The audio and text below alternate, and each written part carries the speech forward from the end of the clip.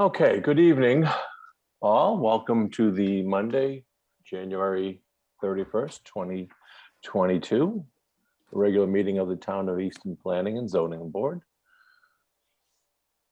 There's In Deb. keep, I'm sorry? Oh, good. Deb.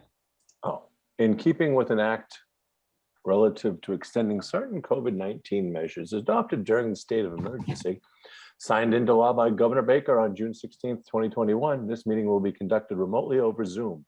Attendance by board members will be remote, and remote attendance shall count towards a quorum. The meeting will be broadcast live and recorded on ECAT. To use Zoom, follow the link on the agenda, which can be found on the front page of the town's website on the calendar. While conducting meetings remotely, we will endeavor to keep meeting operations as close to our standard procedures as possible. However, use of this platform will necessitate some additional meeting protocols. While board members and applicants will be on video and audio, public participants will join the webinar as attendees, meaning they are muted with no video feed from them.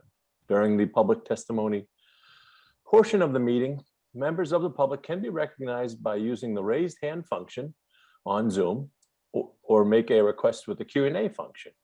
If you are joining only by phone, you may press *9 to raise your hand. We ask that all board members announce themselves when making a motion and a second so that it'll be clear to the audience and minute takers who made the motions. All votes will be by roll call.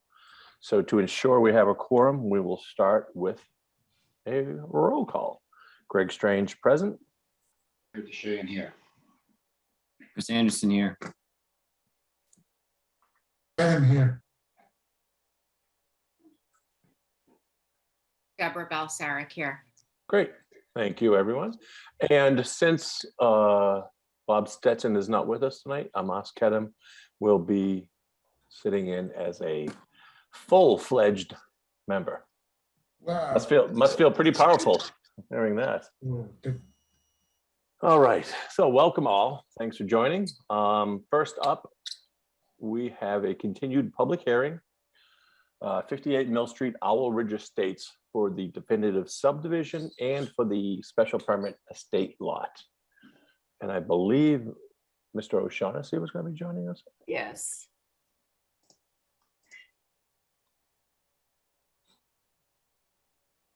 And I think Frank Rivlin.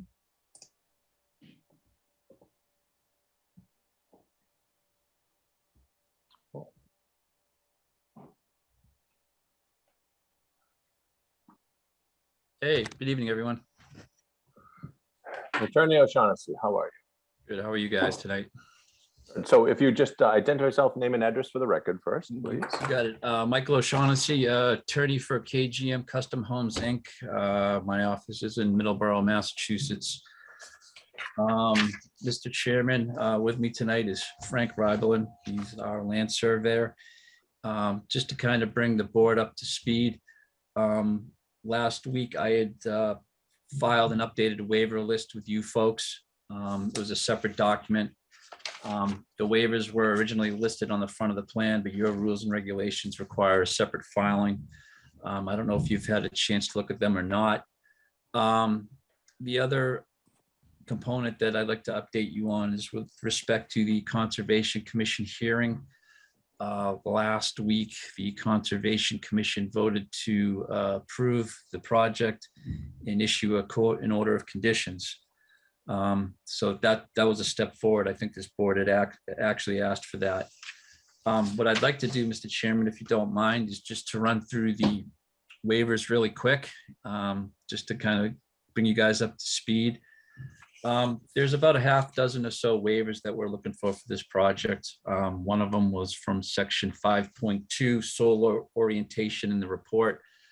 The buildings and roadways are aligned towards the sun as per the subdivision rules and regulations. The only report that we provide to you is we'll have passive solar heating through the windows.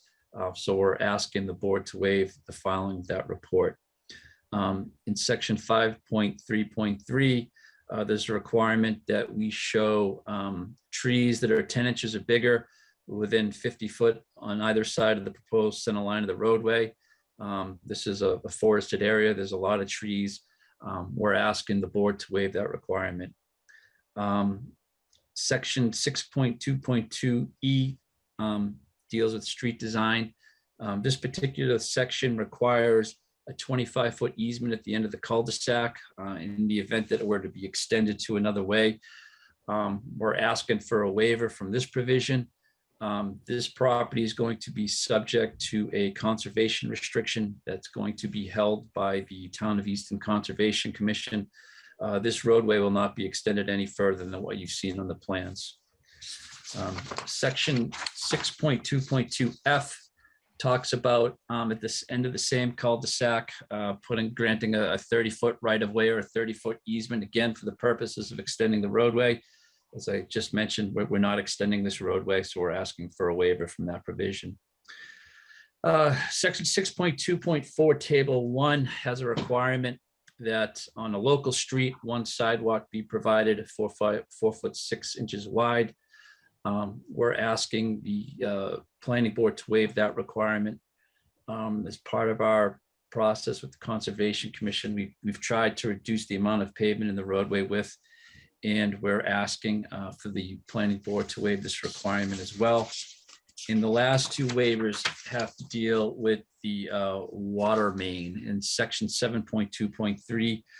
Section 3 requires a loop main 400 feet apart. We only have one entrance and we can't get a 400-foot separation because of all the wetlands. So we're asking for a waiver from that.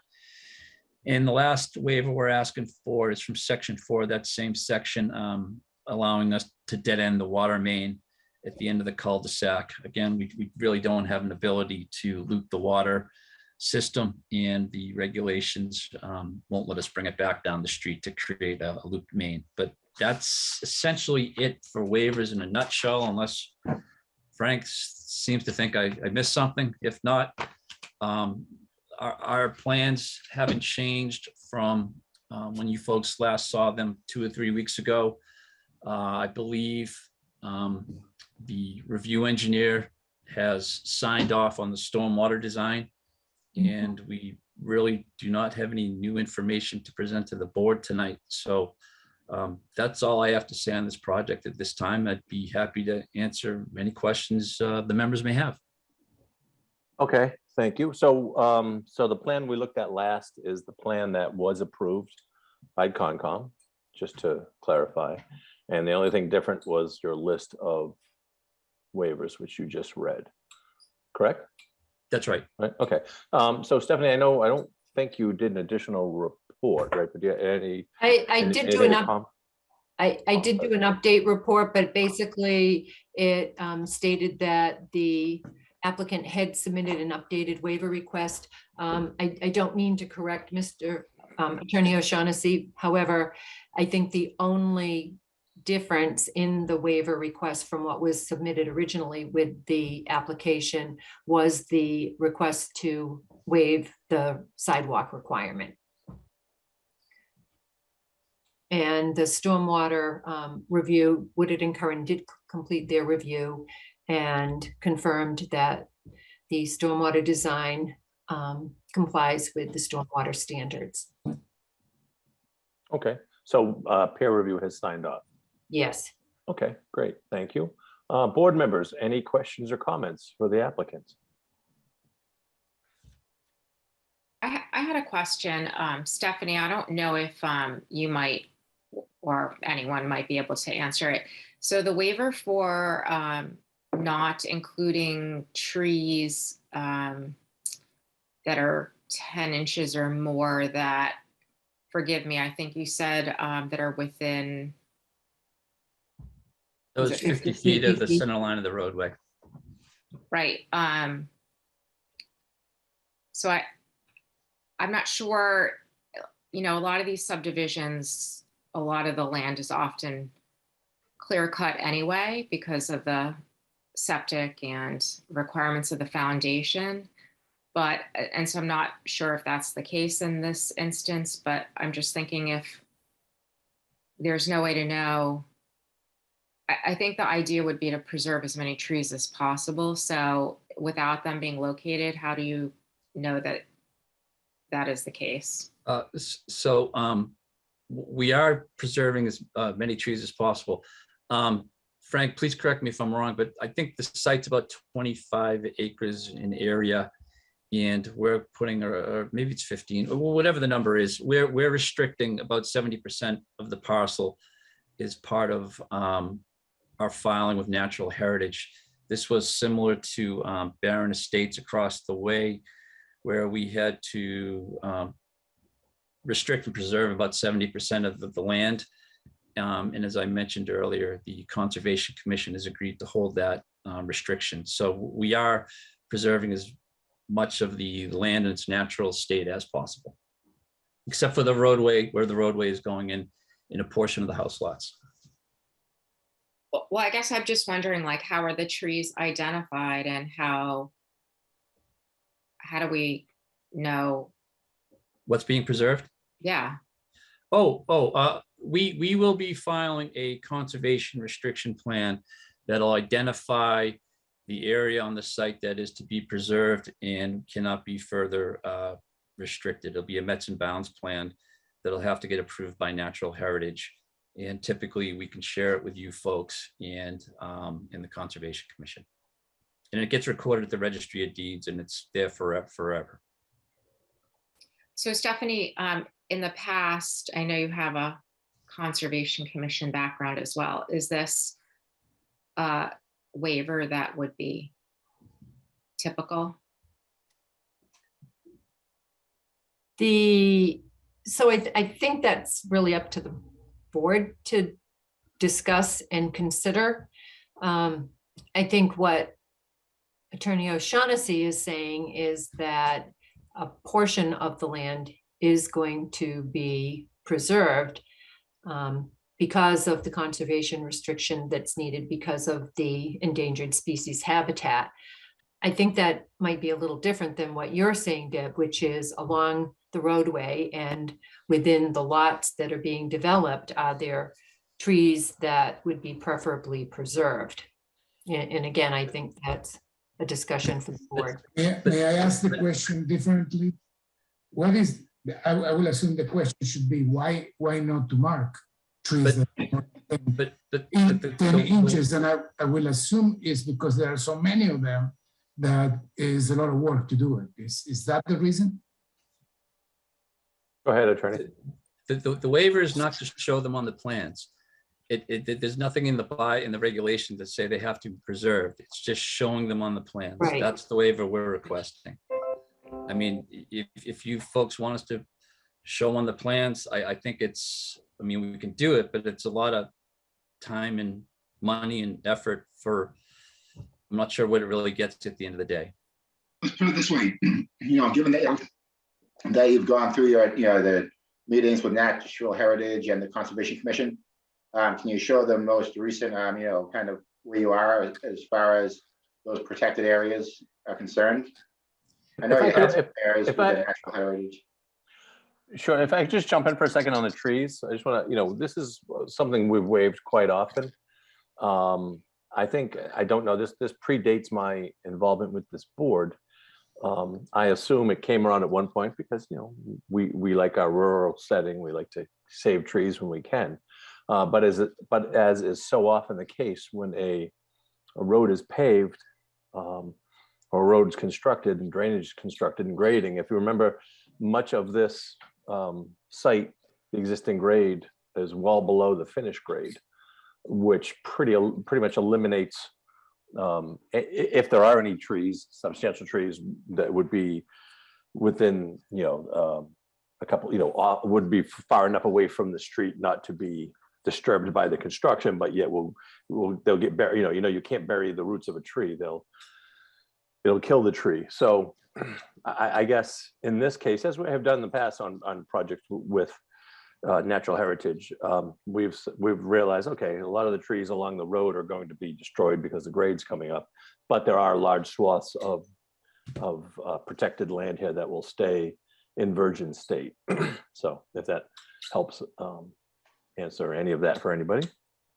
Well, that's why I was And- asking the original question, if due to the nature of the road and the leaching fields and the septic and all of that, if it's largely going to be clear cut anyway, or if there's locations where that may not necessarily be the case, because I don't offhand recollect the, I mean, I don't know where the trees are and what the grade of the is currently and where the grade of the roadway is, and so how much is being impacted. But my preference would be to try and keep as many trees, yes, closer to the roadways and between the houses as possible. And I think that sometimes, even if they can be preserved, it's just easier to not preserve them for reasons that are obvious in construction. So I guess, I mean, maybe Frank, like, you're probably more familiar with the exact grades and yes, if there's any trees in that area that I'm talking about that I think could be worthwhile preserving, if that's even a possibility. Deb, I just want to make one comment. Just looking at the plan, it looks like kind of on average around all the houses and around the new roadway, it's going to go up about 5 feet. So to Greg's point, you don't want to necessarily save any trees in that location because you'll have, like, they'll be buried more or less. So, but I get what you're saying, and I think trees are good, but in this area. Yeah, so if we're talking about a 5 foot grade change, then obviously it can't, is it possible to actually have a plan on the screen? Yeah, I can. Frank, do you have it? that You can share? So I do not have a plan to share. If you click on the agenda, you can go right, That, or I can share mine if you want. Mine's open. no, just sharing. You want me to share my screen? Oh, someone got it. I hold on. Did you see the plan? Yeah, we Yes. did. Okay, it didn't show up for me. So here we go. Okay, so everyone can see the plan Yeah, so sheet. Stephanie, can you zoom in a little bit just so we can Yeah. show the board some of the topo? My Yeah. poor eyes. can't, Oops, sorry, that's a lot. That's all right. If you just pan over, we can, there we go.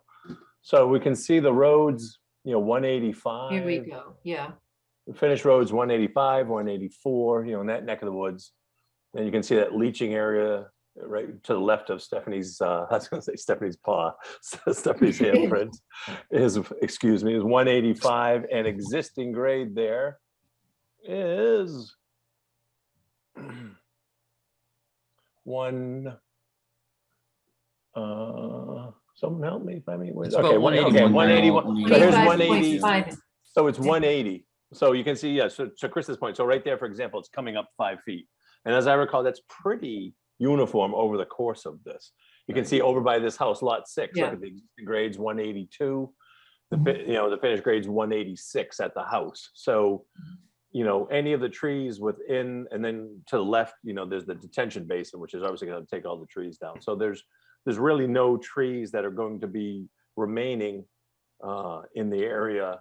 That's why they're replaced by some of them that they're adding. But so that's why in the past, sometimes we've waived this when it's not practicable to keep the trees. So why, to waive the time and expense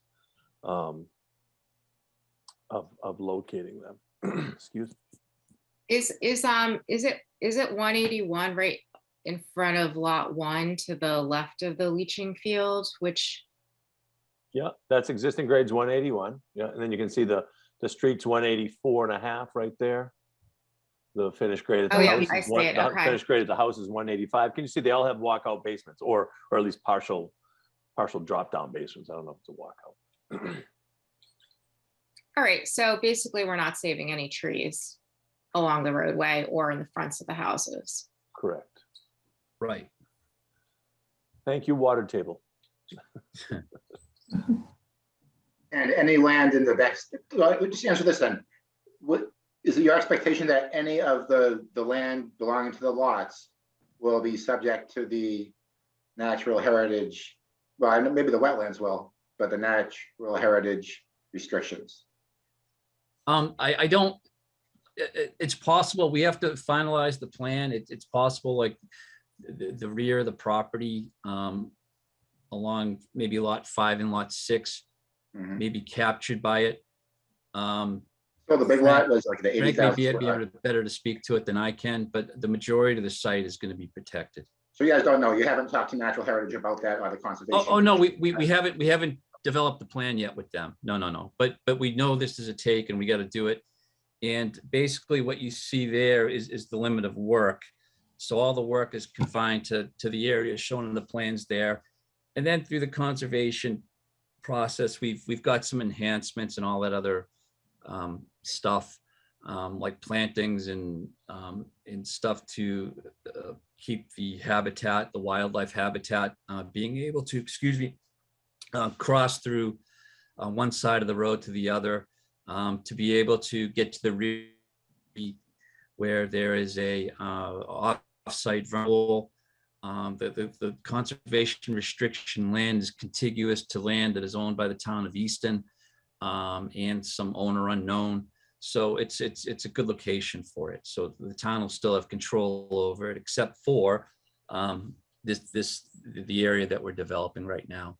And basically what you see on the plan is the limit of the work. So to answer your question, if you look at where you have lot 4 going back to the rear of the property, I would envision a portion of the back of lot 4 being subject to a conservation restriction. Similarly, lots 2 and 3 would be the same because, it goes to the edge of the property line. Lot 1's probably going to be captured by it too.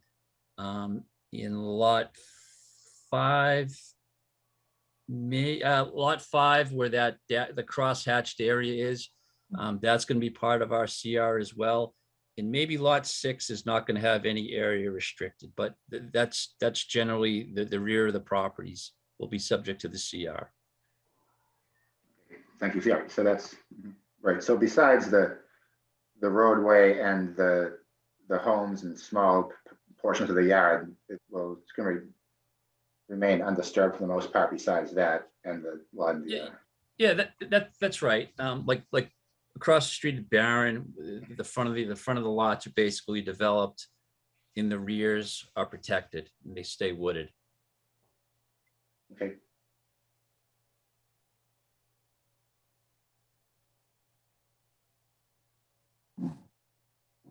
Are we good with the tree? Deb, you're good with that? You have any more questions?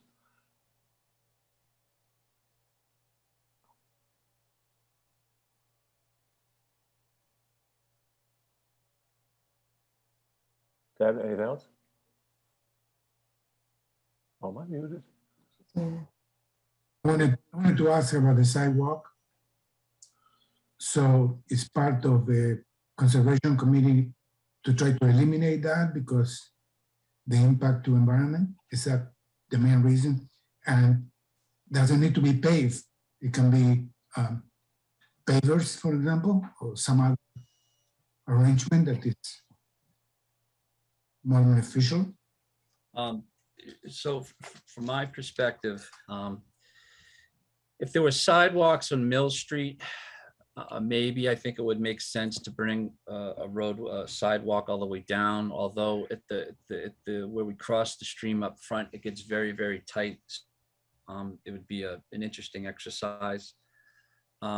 This sidewalk, generally speaking, as you folks know, a lot of people don't use the sidewalks even though it's there. This is a 6-lot subdivision. I don't expect a whole lot of traffic. And that's part of the reason we're asking for the waiver.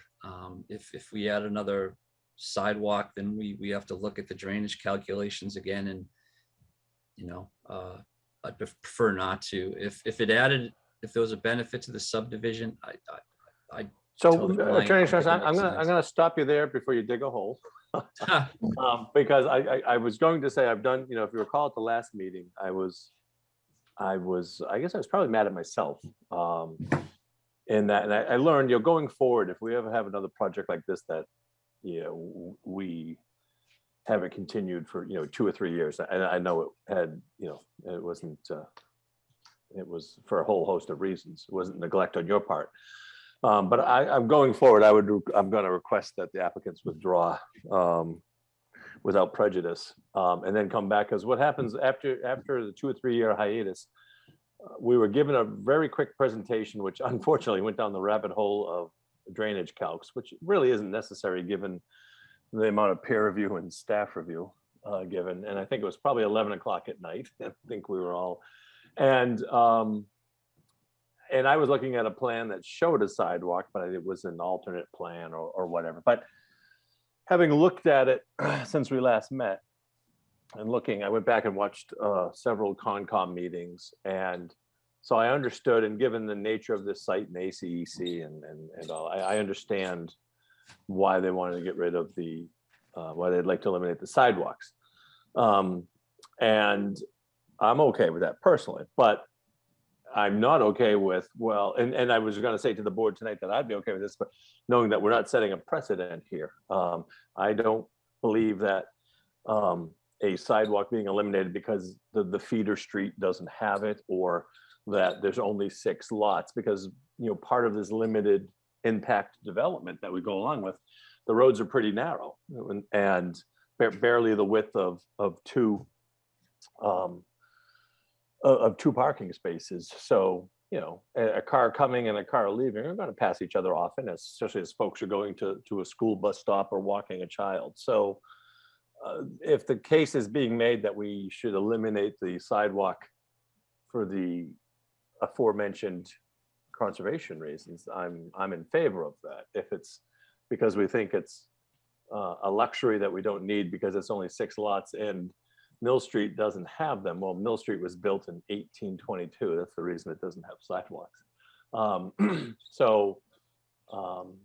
If I'm hearing that conservation, maybe I was wrong. If conservation isn't the reason that these sidewalks aren't here, then I think we should put them in. Well, Mr. Chairman, you hit the nail on the head. This is really driven by conservation and trying to minimize the amount of pavement as much as we can in the impervious area. So that's what you meant to say, not because it was only 6 lots. Well, no, I got beat into me. That's fine, but no, I mean that's in all fairness, that is the driving force, and that was the reason that the applicant had returned to you folks previously. It was 2 years ago. It was a long time ago, and I understand that, but that is the driving force here, really. That's a reason I asked the question like that. Right. Okay, so if that is the reason, it's a strong one. From the point of view of safety and other issues that you need to address with the population, even of 1 lot or 2 lots, that's a different situation. And we are here on this board to look at this thing. But I do, and Amas, I don't mean to cut you off. I just want to say one thing. I want to say this for the applicant, who both representatives are before us often, and I want to say this for our planning director, who is in communication with the Conservation Commission and the land use agent much more than any of us are. I think it would be good practice, I'll pretend I'm 32. I think best practice would be if going forward, once very often people come in, maybe they start with us, maybe we're like, okay, we're close, but we don't want to approve a plan that may go under some changes through Concom. So once you go to check, so during the process with conservation or any other board, but it really would be with conservation. I would consider sidewalks being removed a substantial change. I think it would behoove us all for an applicant to come back and have a conversation with this board that, hey,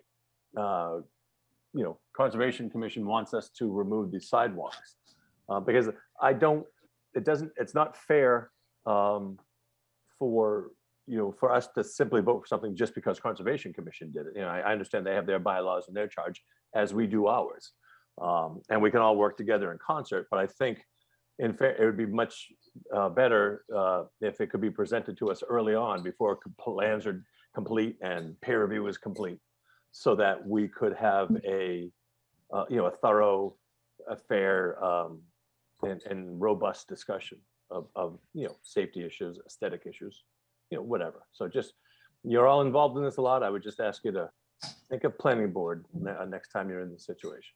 and come see us. Please and thank you. So go ahead, Amos. I didn't mean to cut you off. I just want to get that. Anything else, Amos? Yeah, I wanted to ask if the water department or whoever is responsible for the looping of the water has something to say about it. The water department did make comment initially saying that that is a requirement. And then subsequently, we have not seen any additional comments. And I don't know if the applicant has talked with the water superintendent. The project proponent has not yet had that conversation. Again, if this board were to approve the subdivision tonight and the water department pushes back on it, the applicant's gonna have to figure out a way to work with the water department to make it happen. So we need to vote in condition that the water department approve it?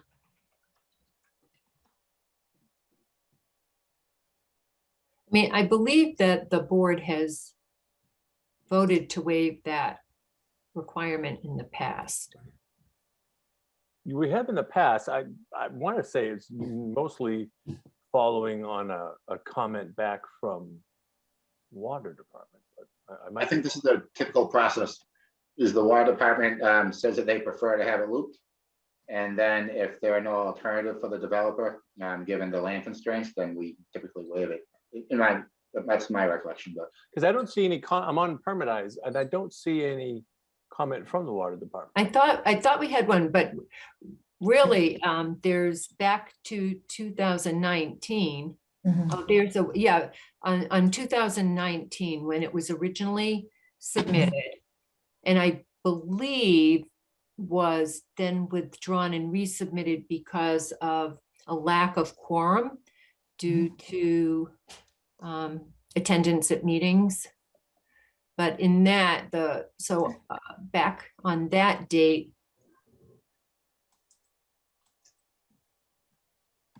Jack Marsh had disapproved it, and let's see, this is what I have. Please confirm the water division has no problem with the board waiving the looped water main. That was my comment to Jack Marsh.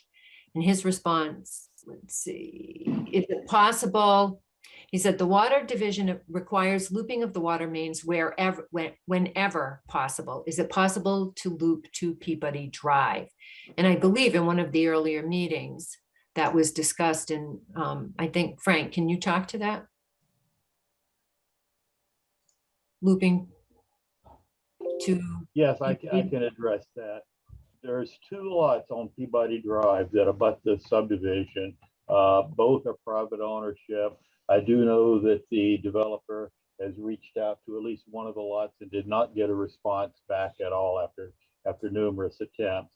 The other lot down at the cul-de-sac, which is the lot that we would have to go through in order to loop out to Peabody, does have a homeowner in that area. And we really don't foresee any way possible to make that loop. In addition to the difficulties with the landowners, that's also within the area that the Conservation Commission is trying to prevent us from disturbing. We've got an enhancement area behind Lot 5 back there that we're going to be doing some enhancement plantings on and work in that area. So again, we're trying to avoid as much construction as possible within that area.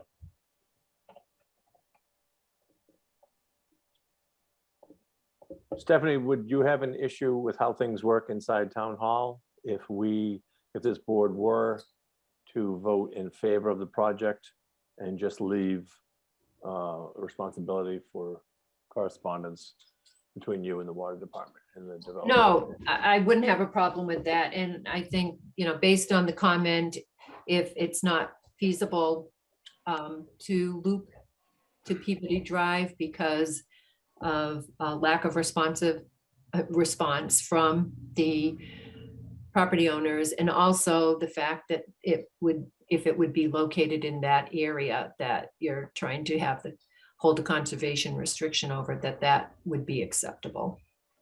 But yes, I would have that conversation with the water division. Great, thank you. Okay, board members, any more questions, comments? Yeah, just a quick question. So, is it the case that, you know, the do not disturb area is going to be located with concrete bounds? I was looking at a Conservation Commission plan. Is that typical, or is that a requirement of the Conservation Commission for this project? I think what they asked us to do, Peter, is to put up a split rail fence. I have to go back and look at the order of conditions. But I believe that's what they were looking for at the last meeting. So it'd be a combination of a split rail fence and then some signage. That way It's it's actually showing concrete markers like around the rear of the properties. yeah, the Conservation Commission changed that, and I believe they made a condition of their approval to put a split rail fence with Around the all maybe properties? with the concrete barriers or whatever, but to really delineate it. So you have a physical barrier showing. Yeah, I mean, I guess we what's just have to, separated. you know, we just have to kind of keep asking these questions, and then we sort of find new things. So there's going to be a split rail fence around the entire, almost the entire, behind lot 4, 3, 2, and And it's going to go all the signage, way yep. around. And signage, yep. And then you're not going to disturb. Right. And the landowners will have they'll have a little more notice that they should not disturb in those areas, because Correct. there'll be a split rail fence and they'll have Right. been notified. Okay, well, that, you know, that's kind of somewhat pertinent to the Deb's question about the other board members' concern about the trees. So, okay. Thank you.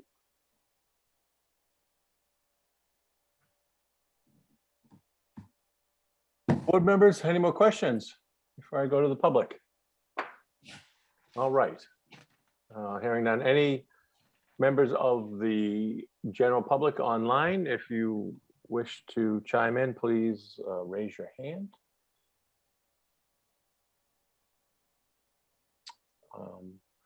So not seeing any. So Attorney O'Shaughnessy, would you like us to close the public hearings? I would, Mr. Chairman, on the special permit for the estate lot. I don't know the answer to this. I apologize. Do we have a quorum that could vote on that as well? We Mhm. do? Okay. Yes. Yes, and I'd Yep. ask you to close both, please. Someone like to handle that motion? Close the public hearings for 58 Mill Street subdivision and special permit. The estate lot. I'll second it.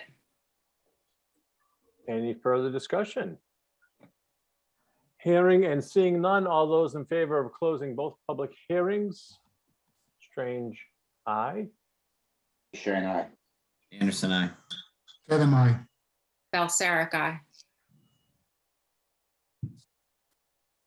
Motion passes unanimous. Now, if anyone would care to make a motion on the two applications. We have to do those individually, I'm guessing. Yes, you need to vote the waivers first for the subdivision before you vote for the subdivision. Motion to approve 58 Mill Street subdivision with the included waivers.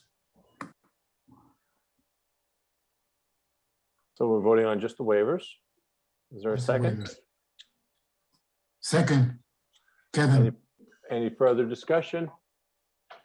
Hearing and seeing none, all those in favor, Strange, aye. Sharon, aye. Anderson, I. Kevin, I. Balsaric, aye. That is unanimous. Okay, now motions on two applications.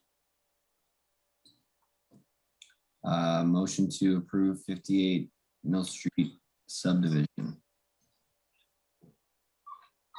Kevin, there a second? Kevin, second. All right, any further discussion? Hearing and seeing none, all those in favor, Strange, aye. Sharon, aye. Anderson, I. Kevin, I. Balsaric, aye.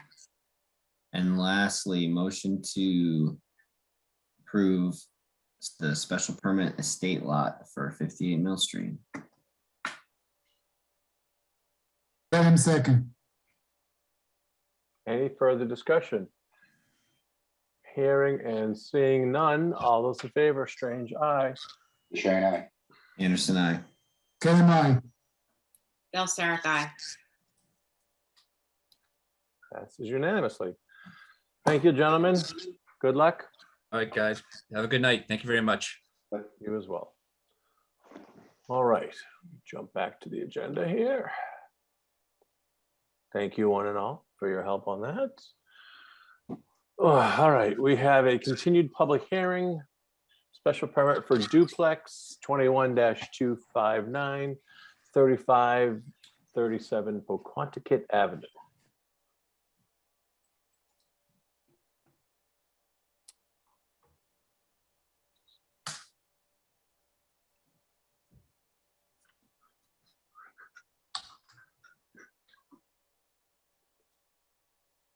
No, that's Conoco. That. We have Lydia Sidlowska. And if the person from Integrated Real Estate Solutions. Sorry, my camera doesn't work. Amy Kingston. And welcome, ladies. If you could just name and address for the record, appreciate it from both of you. Lydia Shidłowska of Pioneeric LLC. We're located at 501 Cabot Street in Beverly, Massachusetts. We are representing Amy on 3537 Pontiac Avenue, North Easton. Great, welcome. Thank you for joining us. And I know you have submitted a revised site plan and architectural plans. Do you want to quickly present anything on those? Yes, I would love to. I am trying to figure out how to present. There should be an option to share your screen if you have the plan open. Excuse me. It's a green square and it should Yes, be. I see. I see. Maybe I can.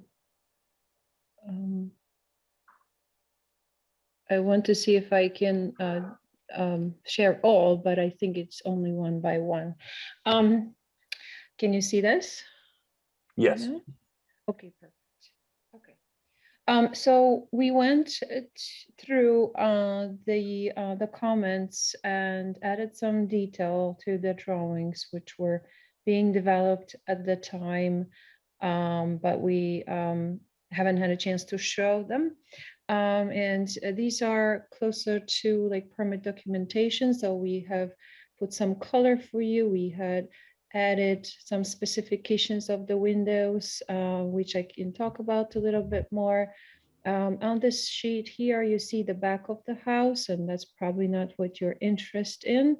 So I'm going to scoot over to the front elevation, and I kind of can show you the before and after as well on them. So here it's, oh, sorry, this is the back. Again, this is the front elevation, and the updates are the windows, which I actually have a specification of it in another screen, and I can hopefully show you that. So can you see this now? Did the screen change for you from the drawing to the windows? No. Oh, We're still looking at the front of the house.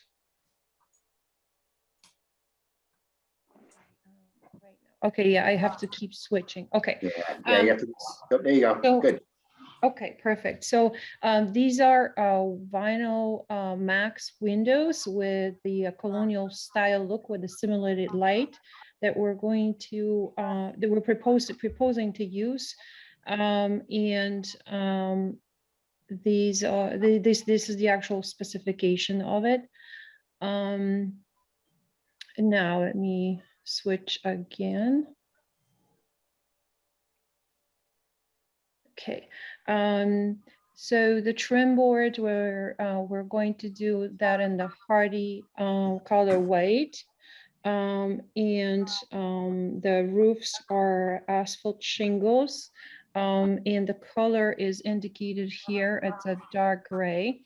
The blue color is for the siding, and it's also, we're proposing hardy fiber cement collapse siding of the cedar mill style. There are corner boards, as you see here. We're proposing to do them white. And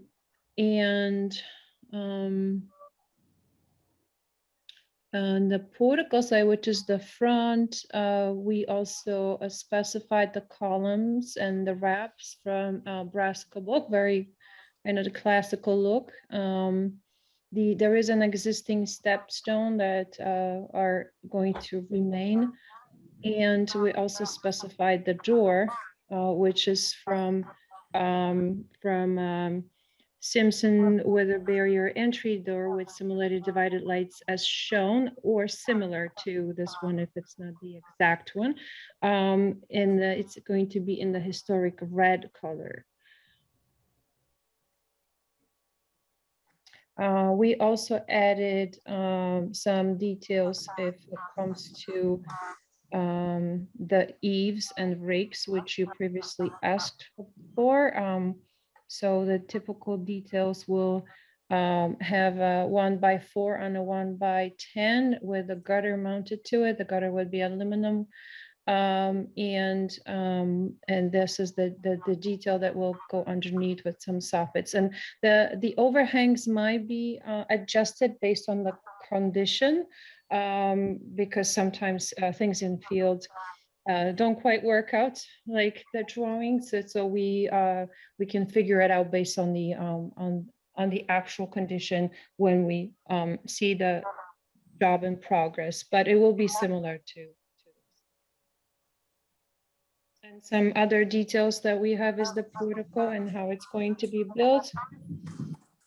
And some sections that we added for the whole building. So just to summarize, I don't want to go in extents of this set. I think the most important item here is that last time around we mentioned that we received structural engineers drawings and as well as the report, and he mentioned that in the report in the letter that the chimneys are not going to it's not a good idea to keep them because they're falling apart. And I have that letter if you wanted to see it, you can just say you do and I can show it to you. And I guess the last thing we would like to go through is the site. And we did receive the site design, which I can, it's in here, but it's copied from the original, and I would like to share the original one as well. And I would love to have Amy to talk about those changes. We actually had a conversation with the civil engineer who had put those drawings together, and she probably knows a little bit more than I do personally about what was going on the site. So let me just pull it up and I can then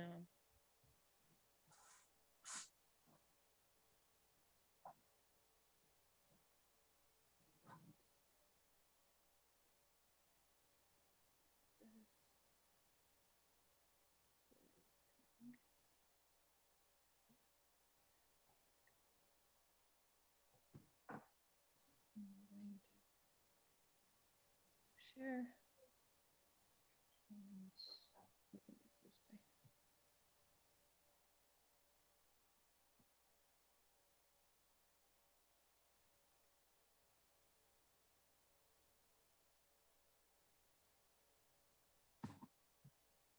Perfect. Yeah, so we, Scott Faria from Holmgren, he reviewed the easement. And we can't, we had originally talked at our last meeting about this area up at the top. actually, yeah, perfect. There we go. Which we now have labeled as existing gravel to remain. That area we had talked about putting some loam and seed. And we discovered that the easement requires that it remain drivable. So there's an easement notation here for that. So we did that. Lydia's site plan shows the updates to the garage with the doors and the wall. The civil engineer didn't, so we can go back and look at that afterwards. But right now you asked us to identify the driveway. So this area is 55 feet. You can see the garage is 30 feet. So that's existing, that 30-foot area is existing. And it will extend another 25 feet to give access to the backside of the garage where we'll create a new opening there. Other than, I think those were the big updates that you had, or clarifications, I should say, that you asked for. That, and Lydia, if you scroll down a little bit, I think there was also a concern about noting the existing gravel driveway to be removed and replaced with bituminous. And so we clarified that because right now it is gravel, which hopefully will make a nice sub base, but we'll create the appropriate sub base. We also had marked the 2 feet overhang from the second floor that was also requested to be marked. So it's right there, that dashed line in the back of the house. And I think if we go up to, where's the table, Lydia, on the drawing? Because there was also some questions about open space. So Scott added these areas on what's required. And actually, can you squish it over just a little bit more? Yes, I'll zoom in. Yeah, on my screen, like it's half covered by faces. So I don't know how it reads on other. Oh, I'm not sure. Yeah, I can't center it for some reason. I think that's good enough. Maybe flip to page. No, that's not a good idea. I did something. Yeah. So I think the way you had it was fine. If everybody can see it. So as you can see, the maximum lot coverage and open space requirements versus what we are looking to provide are in alignment with what the town's looking for and expecting. So.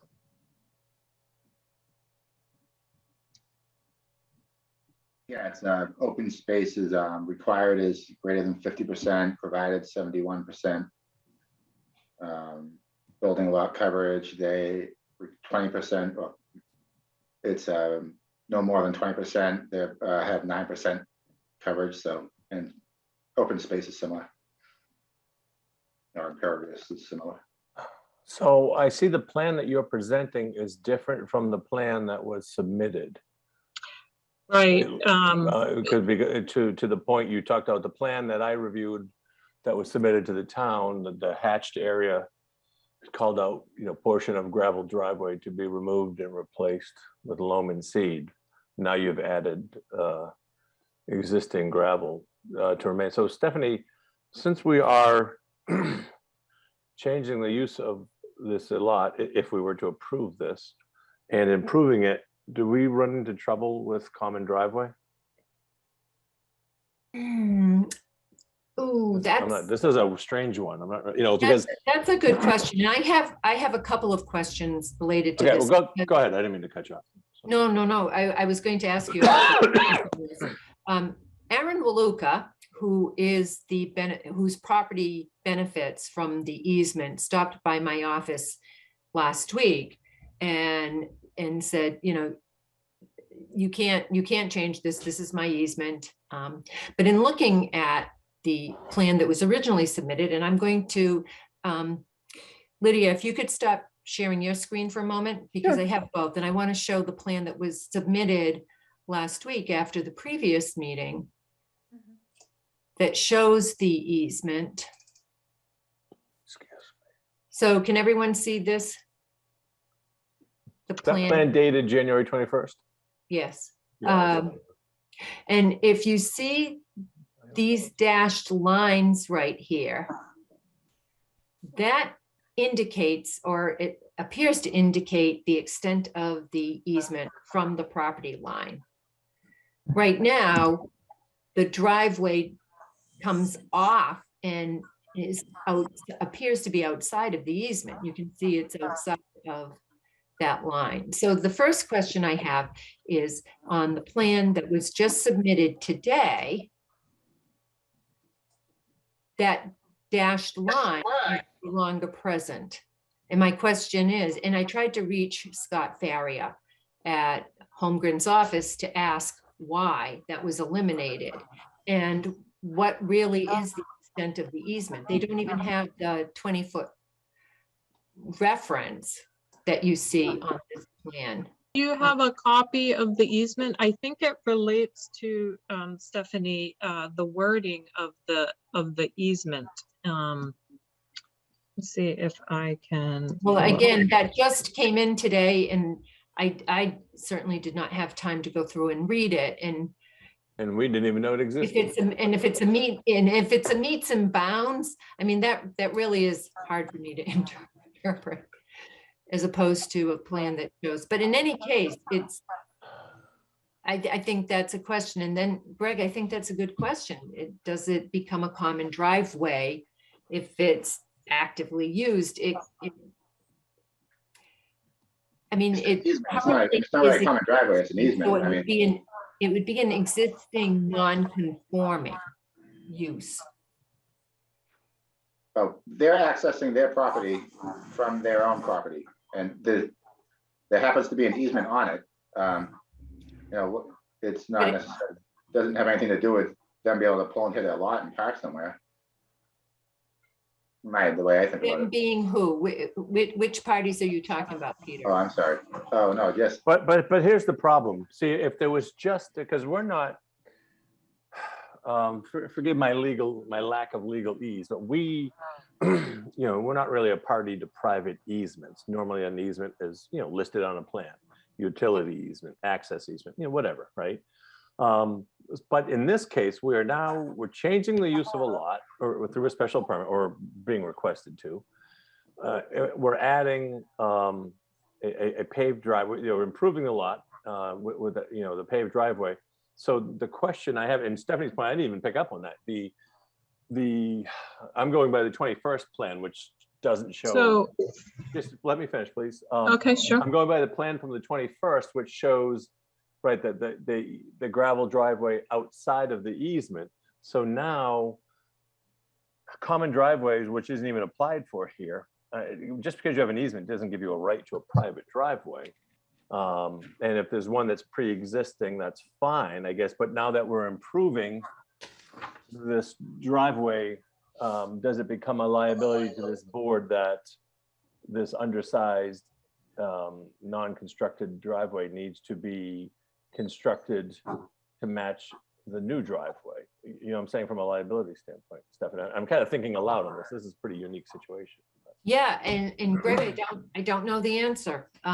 I would have to check with town council. And I try not, you know, we pride ourselves on a board that we really try to cooperate and work through. But I mean, a new plan with a substantial change came in today. I wasn't even aware of it till it was shown to us 3 minutes ago. Can I speak to that, Sure. Mr. Chairman, really quickly? So I do apologize for the lateness of that being received so late, but we took the comments from our last meeting with you on the 10th, and in our haste, we marked them up because the request was to add the greenery up there. Mr. Waluka caught wind of it and pointed out that, and I have a copy of the easement here, the reason why that line was removed is because there is no specific dimension in the easement. It just says that he has access. And so Scott, I went to Scott and I said, okay, like, is this right? And he pulled it up. He goes, yes, it's right. We can't not allow him passage up there. And so, and that, you know, and that took us, you know, a few days to sort of work through. Now, should we have done that research before we just blindly updated the drawing? Probably. But here we are. I'm trying to do the right thing for the town. I'm trying to do the right thing. Yeah, for no, this no, I easement. understand. I understand that, and I appreciate it. And I'm trying to do the same, as chair of the board. Sure. We try to move things along as fast as we can, when they meet our bylaws. And all. But this is Now, this was an this is just existing, peculiar. This is tricky. I don't know. it was an existing condition. How did the town look at it before? Well, I tell you what, we were recently, I'll answer the question for myself. We were recently on Mr. Waluka's property for a different application. And during a site visit, I noticed there are two paths. One looks like a more actively used driveway, but I saw this path going to Pequantucket as well. And there was no, I can't recall whether there was a discussion. It wasn't pertinent whether there was a discussion, or it wasn't germane to the issue whether there was an easement here or not. But the thing is, your property, you're proposing this changing drastically. You're going to a two-family house. You're adding a substantial amount of pavement to the garage in a driveway. Please, can I finish? I'm sorry. And so the question, as a board member, knowing all of the bylaws and our charge and our responsibilities as planning and zoning board members, that you're upgrading this driveway. So if it's going to act as a common driveway, does the whole thing have to be upgraded? And does that have to go, does it have to go through a special permit? I mean, I don't know these answers. So I'd ask this to Stephanie, and I'll throw it out to the board for feedback too. Because I just in common sense, I'm like, all right, so you're gonna put in this beautiful driveway. It's gonna be built. You're gonna do this wonderful renovation of the house. That's fine. But now there's a existing gravel driveway, which, as best I recall, had it was sort of like an old farm path that had two. Where the tires go is gravel, and in the middle is a big hump of grass. And is it okay for us to approve that's how they're going to access your lot, or do we need it to have the same conditions of topography and drainage and construction as called out in our common driveway bylaws? And I don't know. This hasn't come up in 16 years on the board, so I don't know the answer to that. Mr. Chair, there is another aspect to this. You remember the discussions with the abutters and the people on the street there about trying to avoid a through path in between the street and Pequantucket and make that a new street, if you will, and the people cutting through it. And it was a lot of discussion, and the neighbors didn't like that at all. Yeah, no, I understand that, but if a legal easement exists, so I mean, Stephanie, I think, so to cut to the chase, I think we need to talk to Jay Tallerman, don't you? Yeah, I do, because where it was a pre-existing non-conforming use, if it was kind of technically a common driveway, but then the reason they're here today before the board for the special permit is because that use lapsed. So did that negate that non-conformity, that pre-existing non-conformity? And then it would seem it is a common driveway. So, but in essence, it's not really, because it raises a lot of questions, because you can't have a common driveway provide front. It doesn't provide frontage. There's no frontage on Pequantucket Avenue either for the Waluka property. So I don't have an answer. I would need to talk. It's two pre-existing non-conforming lots where they happen to have an easement on the one that we're looking at. But yeah, since we don't know the answer, we're not the lawyers. We could ask town council. So and I just have a question for the applicant. Just because I don't see an existing. So where the garage is going to be new, correct? No, the garage was built in 1991. Oh, okay. The garage is existing. There's no, just to be clear, there are two Mr. Waluka tells me he has 3 accesses to his property, and the one that you're talking about with grass in the middle is not our driveway. Our driveway looks like a gravel driveway. It's the driveway that services this duplex home, which you've said several times is a special request to make it a duplex, but it's always been a duplex. I just want to clarify that. Well, no, actually, it's been abandoned. The use was abandoned. That's why you'd be forced for a special permit to make it a duplex again. Right, but I'm saying it's not a change of going Well, from one use to another. Do you know what I mean? Well, it's going from, well, technically, right now, it's a single family. That's all I'm saying. But that's a moot point. We don't need to get hung up on that. The issue here is, it's just a legal one. I look at it, I'm assuming that this easement exists. I haven't seen it. I'm being told it exists. But had I seen this on a plan, even 2 days ago, I would have called Stephanie. I would have asked her to talk to town council, because I just want to know what our responsibilities are as a board, how to handle the tying in of these 2 driveways, because you're not. Because if you were paving all the way to the property line where you're showing gravel, then I'd be thinking, okay, well, they have a right to do that. They can pave to their property line, whether Mr. Waluka drives on it or not, if you're saying there's an easement. But we've now been alerted that it's going to be used as a common driveway, but it's not going to be built to the standards of our common driveways. That's the issue. And we don't have an application in front of us for a common driveway. So just like in residential construction, or in any construction, when you improve the existing conditions of a structure by more than 50%, you have to bring everything up to code. I'm wondering if the same principle exists on a special permit item, such as the construction of a common driveway. So the easement deed note and page notifications are on the drawing, so if you need to look them up, I have a copy of it. It's just not a very clear copy. It's hard to read, but if you access the registry of deeds, he's put all the information right on the drawing. Thank you. But anyway, so I guess we're just kind of circling around. I mean, I think we need to continue this and hear from town council. Stephanie, do you concur? I have a question. Would it be possible I just wanted Stephanie to answer my question first. Oh, I'm sorry. Yes, sure. Okay. Yeah, I mean, yes. Okay. Go ahead. I'm sorry. Well, my question is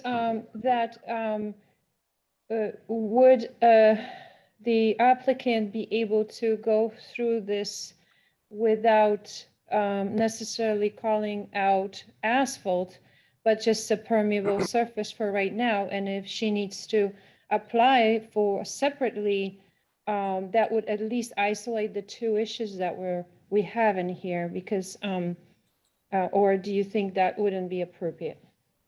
No, I think the same. The issue isn't that it's pavement.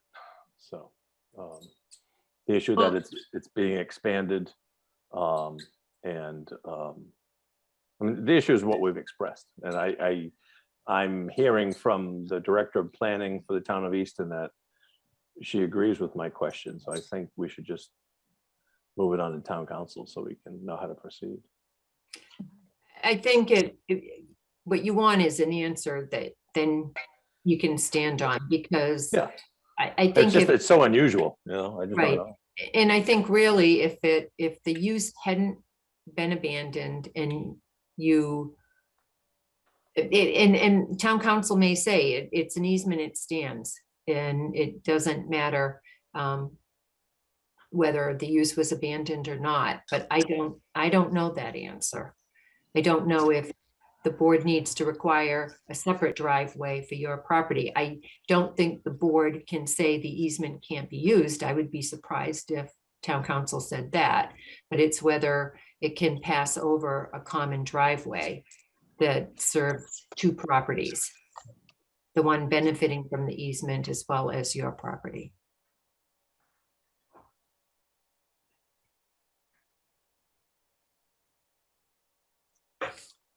So I think Just one last question. I think what Lydia was asking is, can we separate the issue of the driveway from the, and just postpone that and continue with the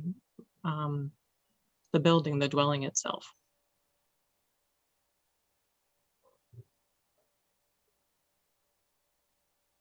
Well, I think at this point, we're going to talk to the, town council anyway, so let's just see what they say, and, they could, Stephanie, you could mention that possibility of if it's a matter of whether or not it's paved or not, but. Yeah, I kind of agree with Greg. It's Go ahead, not- Stephanie. I mean, it- here's the it's thing. not- Here's how I look at it. We just got this plan 25 minutes ago. And we, again, I said, we pride ourselves on moving quick, but this is a paper trail. We have a legal job here. So whatever the outcome is regarding how this driveway is handled to the rear property, I don't suspect that's going to affect anybody's vote for or against your duplex. But as chair of this board, what I know how systems work, and what I don't want to do, what I think you're asking, and I understand, but what I don't want to do is take a vote just on the building part, and then put all the onus on our director of planning, who has to handle a myriad of issues well beyond our planning board every day. And then say, okay, well, you have to make sure we're going to approve this, but once they figure out the easement, you hear back, you have to come back to us, and then we're going to have the plan redrawn, and that becomes a rather that's not fair to Stephanie, and that's not fair to process. And honestly, we have moved, I think, well on this. Frankly, the plan that was presented to us 2 weeks ago was woeful. Was missing a lot of information that's all called out in our documents. But we heard you out, we listened, we gave feedback. And then tonight, I mean, there was a plan, we weren't even told. There was a plan that was kind of slipped in at the beginning. And I'm not trying to insinuate anybody was trying to be deceptive. I know you weren't, but our bylaws call for plans to be in for 2 weeks ahead of time, because we're all volunteers. We all have full-time jobs. Some of us have multiple full-time jobs. Some of us run multiple companies. And, we don't, we need a week or so sometimes to review these documents whenever we have time in our lives. We all have families, we all have obligations, and we have responsibilities to the town of Easton. So I just don't want to, and here to push this out to our next meeting, and I'm assuming it's in a couple of weeks, I think is more than fair, because we need to get the information. I'm sorry that maybe that holds up your process, but we have moved as diligently and expeditiously as we can on this, and we will continue to. But I don't want to create a jumbled paper process that just causes issues up the road for the town of Easton. And because these are all legal documents that we deal with. And I think that's important. That needs to be, just because there's pretty pictures on them, they're still legal documents. And it's important to get all the information on them, and accurate. And this is a perfect example, because that, if that plan didn't say anything about that area, yeah, it wouldn't even be coming up. And if you had chosen to, oh, well, that guy has an easement, we'll just let him drive on our property when we want, we wouldn't even know about it. But that isn't what was done. So we have to legally work within our purview and within the rules, regulations, and bylaws of the town of Easton that we had to take an oath to. So anyways, I think at this point, I'll accept a motion to continue to our next meeting, because I'm assuming that you'll be able to talk to Jay within a week or so, Stephanie? And then Yes. forward the information onto the applicant, and then we can take it from there. And I'm sure we can take a vote. I don't know, is there any other feedback from the board about the other aspects of the plan that we had asked about? I thought the other aspects of the plan looked okay with the applicant. Any questions? Any questions or comments from the board or the general public?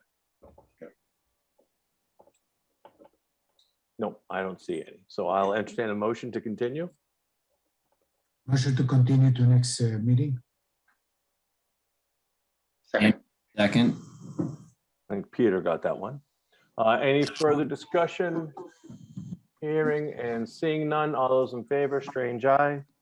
Shane, aye. Anderson, aye. Balsaric, aye. Excuse me.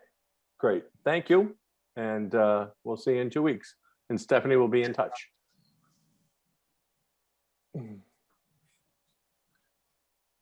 All right, so let's see. next up, where'd the agenda go?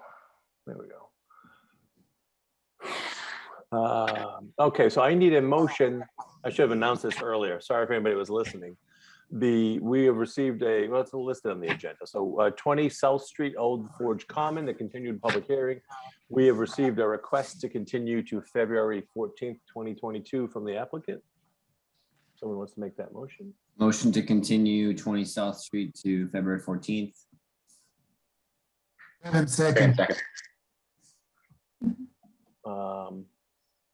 We have any further discussion? Hearing and seeing none. All those in favor, Strange eye. DeShane, aye. Anderson, I. Balsaric, aye. Great, thank you. Next, we have a site plan review for 551 Foundry Street. SPR 22-261. I believe I saw Mr. Lincoln Yep, I just promoted him. in the green room.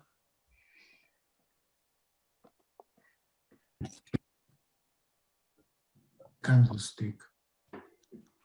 Good evening. Mr. Lincoln, good evening. If you name and address for the record, please. Rick Lincoln, Bridgewater, Mass. Conoco building. Welcome. Thank you. Yeah, I guess you're a little worried about spam, junk mail, huh? No details. I had someone give a zip code once. That was pretty fun. We denied their project. I'll try and avoid that.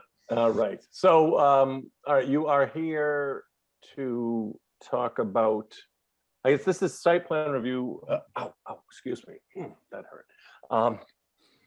So a couple meetings back, we approved an A&R plan for 2 lots to the east of 555 Foundry Street, which is the duplex historical building that we approved a week or 2 ago. And this is, I'll let you talk about it, but this is, you're showing us a site plan and building design for one of those houses, correct? Yes, the furthest to the east. Can I share a screen here, Stephanie? Sure. Yep, So this would be the lot on the right as you look from the street, right? The furthest to the right, correct. Right, okay. and Rick, you should see a green box that says share screen underneath it, either at the top of your screen or at the bottom of your screen. Let's see if this is coming up. It'll be right next to like participants and chat and all those other little buttons. There you go. Let's see, let's start with the site plan. So can everyone see that? Yes. Yep, So right here is the antique house, I'll call it the 555 Foundry. And then we subdivided these 2 lots here, as Greg mentioned earlier. The renderings I have tonight are actually for both this house. I have not submitted over here yet, but I've also got some renderings for this house. The purpose being to just give the board a sense for what everything is gonna, the proposal is, the elevations for all houses going across, rather than decide in a vacuum, so to speak. The lots, the 2 new lots are essentially the same. We started with the grades over there on the left at 555 right here. And there was a pre-existing, I'll call it just a shallow bowl, maybe by 1.5 feet, 2 feet. You can see we've still kept it relatively flat. Here's the 115, 116, 117, and then we drop back down after the new houses, and we float back to like 117. Here's 116.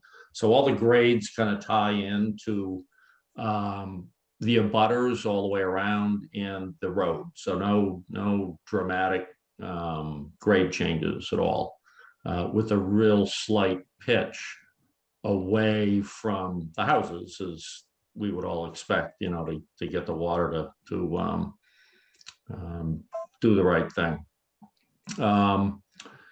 As you can see here from the road, both entrances, well, let me concentrate on this one because this is the one I submitted for. So we're coming in from the street, slight radius on the driveway. There's a couple of nice mature trees here and here. So we split the difference and kind of circled around with a 16-foot garage door. So, you know, 2 small cars, one large car, and then there's a little pavement in back because it's kind of a longer driveway. So we wanted to give people the option to park here, and then they can K-turn out and back to Foundry Street. Back here, you can see this easement that we've created going across the back of 555, which I still own. This lot here, and it's for purposes of the sewer. And those were developed in conversations with DPW, specifically Greg Swan, went back and forth a couple of times. The reason is that we discovered out here in Foundry Street that the sewer is about 17 feet deep. And when they put the sewer line in, they didn't know these lots were going to be here. So they only stubbed in for 555 here. That's only 7 feet deep. You know, they brought the stub up. So Greg thought it would be a much better idea to run the sewer across the back and connect here at Pequannock. That's Greg Swan. And I don't see the rim elevation right here. So they've got an invert at 112 and what, you know, so that's probably like 9 feet down as opposed to the 17 feet down. And it avoids opening up Foundry Street. So, you know, we all thought that was a good idea while I still controlled this lot here. Pretty harmless easement going across the back. And it still creates, even with this length, a gravity, you know, system out of both houses. So there's no pumps involved or anything like that. So nobody saw anything negative with it. We kind of, although we can change things in the field a little bit, we avoided the existing trees, you know, as much as we could. And there's hardly any grading this far back. So most all of these trees, probably from this side of the easement going across and back, won't get touched.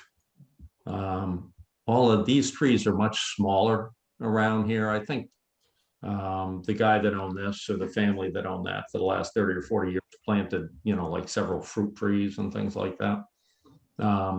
But a lot of this stuff, like all these in the driveway, probably these right here, we might be able to keep these in here. Just depends on how the, you know, we feather the grades out.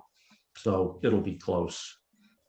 And I think that's it. We maintained, these are obviously garage rear houses.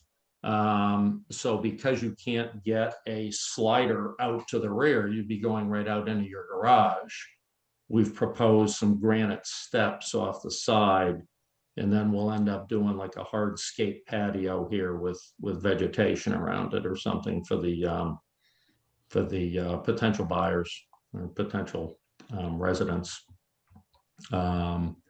This one here has a little bit of a farmer's porch on the front, although the engineers, the footprint is accurate. I'm not so sure about this little farmer's porch up here. But there, you know, it's a healthy distance back from the front of the road. We tried to stay reasonably similar to both the antique house here and then you can't see it over here, but the house on the right.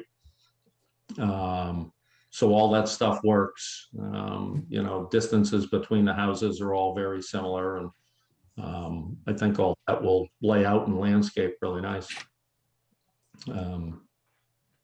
Do you want me to shift to the renderings, or do you want to ask any questions on the site plan?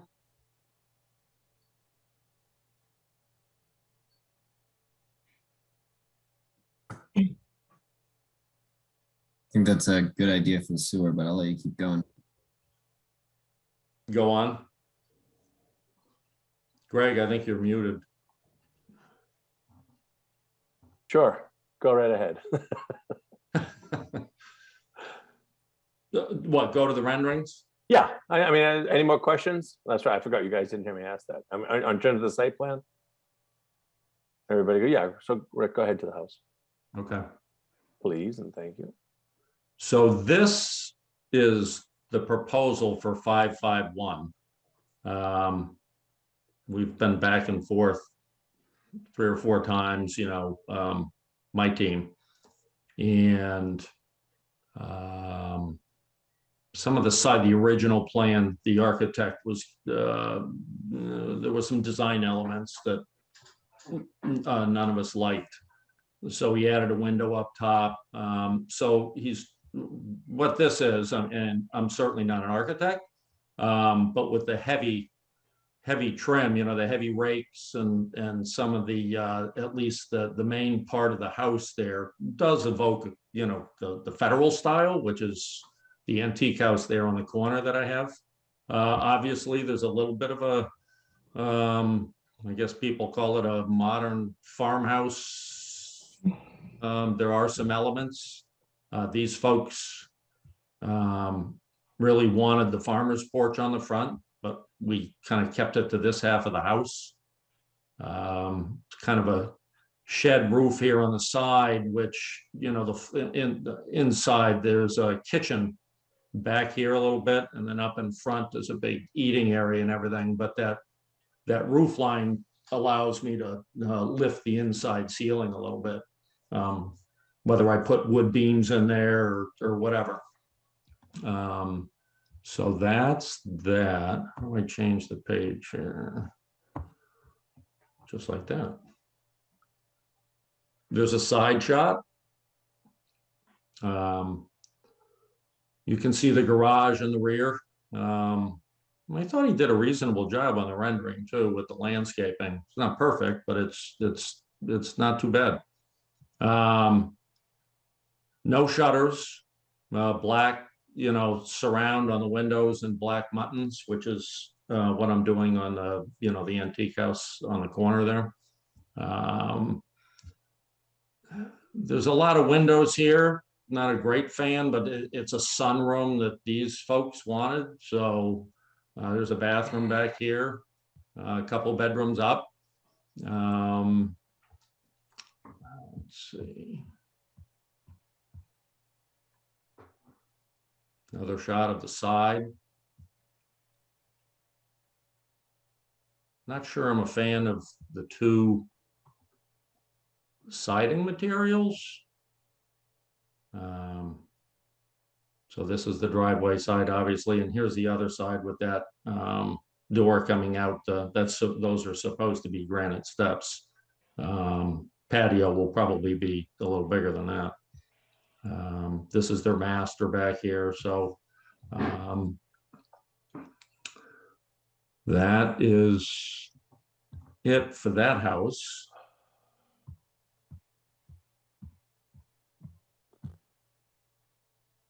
This is the one, again, I've not submitted for 553 yet. So this is the middle lot. And this is where you threw me a curveball. I saw this one. It said 551. I thought, oh, great. He put in what I wanted. That must have been like a Scribner's error. Yeah.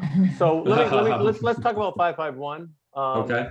Here's my concern, Rick. And I've kind of relayed this to you earlier that, and I understand, you know, the zoning that made these lots possible was to not only to increase the density of the neighborhood, but it was to, in this specific portion, to enhance and add to the historical nature. I guess, I mean, and the problem with renderings, they don't show you a lot of detail. Now I can look at this lovely hip roof federal with the elliptical sunburst. I'm like, oh, that's great. That's federal style. This other sort of modern version, I just wish, I just don't know if we're doing, and I understand, look, at design is subjective, but I'm just wondering if, I wish it had, and again, maybe this is because it's in rendering form, it really doesn't give you all the detail, but it looks like a really minimalist detailed, looks like an economy created vinyl siding job. And I know that's not what you're going for, but, and maybe that's just the rendering. And, you know, maybe the way around this would be, you could submit to us when you get to that point, 2-dimensional exterior elevations that would show, hopefully would show a little more detail than these renderings do. It looks like there's no window trim. There's no barge boards. A lot of the things I would like to see on, and I understand, you know, okay, it sounds like your client wanted a, you know, modern farmhouse, but to me, the bylaw trumps, and the reason for doing it kind of trumps, you know, I mean, it's what kind of carries the day. So forgive me, this is, I guess I misunderstood, because I saw this hip roof one, and I saw 551. I'm like, oh, this is great. It was perfect. You know, and there's detail. Look at all the detail around that entrance. Look at the details above the windows. And then there's other thing, there's no detail. And you're right, then there's a random kind of section of shingles in the middle. And I'm not, again, design is subjective, but I just wish that this evoked a little more of a historical look, given where it's going in the neighborhood, and how we sold this to the residents of Easton and the residents of this neighborhood specifically. He can do a lot more detail around the way. I think he was just, he being the architect, was kind of going the extra mile. You can even see on the corner boards here, he's got the detail, you know, that panel, the recessed panel look. Yeah, that, I love that drawing. Yeah, that's why. And I'm not saying that this house, maybe this house can be saved by it, but it's, but you remember when we first, I mean, I look at that right side elevation, I'm like, but that's just a big modern, you know, there's no architectural style there. And boy, I really hoped we could get somehow into the, you know, call out the, evoke the historical neighborhood, the whole reason the bylaw was created. But I'm only one of 5, so feel free, other board members, to chime in. I know, design's tough.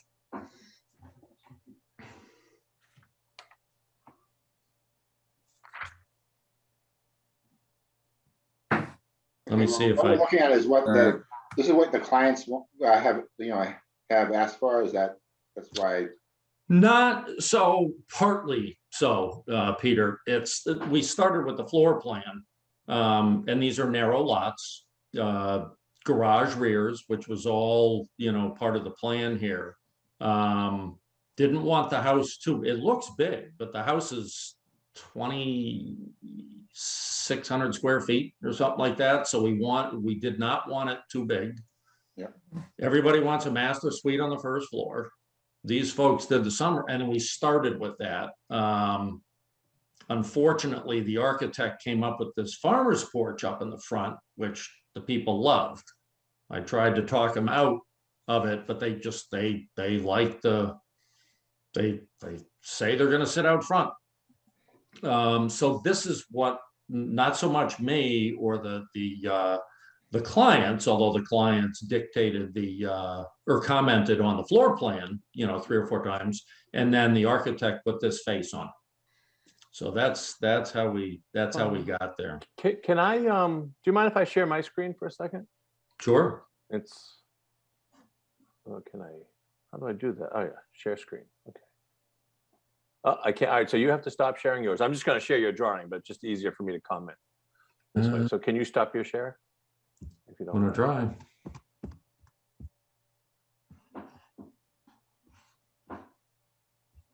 So Rick, there should be, again, it's the green screen. It looks more like a tab at the top of your screen that. Oh, just got it. Yeah. Thank you. Cool. All right. Coming. There we go. All right. Did it work? Yep. I see it. Hide all the bad notes about everybody. So, so here, like, all right, so I look at this, right? And I understand they're two different houses. But I think, when you think federal, what's a big part of federal? And again, and I only say federal because that's, federal / colonial revival, that's sort of what carries the neighborhood here. And there's this nicely, highly detailed entrance, which is beautiful, and that really calls it out. Evokes the house at 551.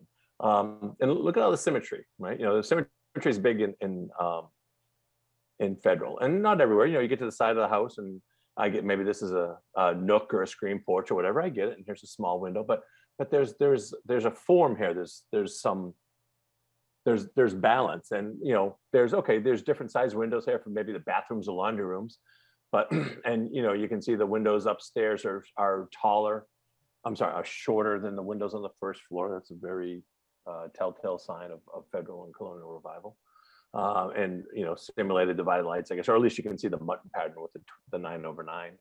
And then we get to, so I saw that and I'm like, oh, that's great. That's exactly what I'd love to see. And the detail around the windows here, and you're right, the corner boards that are built out, and even if those were just solid, that's fine. But nice period architecture. And then here, and there's potential here, but I'm like, and again, it might be the rendering, but I can't tell what's happening around the windows, but it certainly doesn't. The windows are they're almost the same height, top and bottom. And then we get over to the side, and you see how there's just a lot less balance. And then, this looks like I'm visiting my grandmother at a 55 and over retreat. And there's nothing wrong with those, but I was hoping we could do something a little nicer and a little more historical in historical area. So maybe just these two windows are the same, or something like so.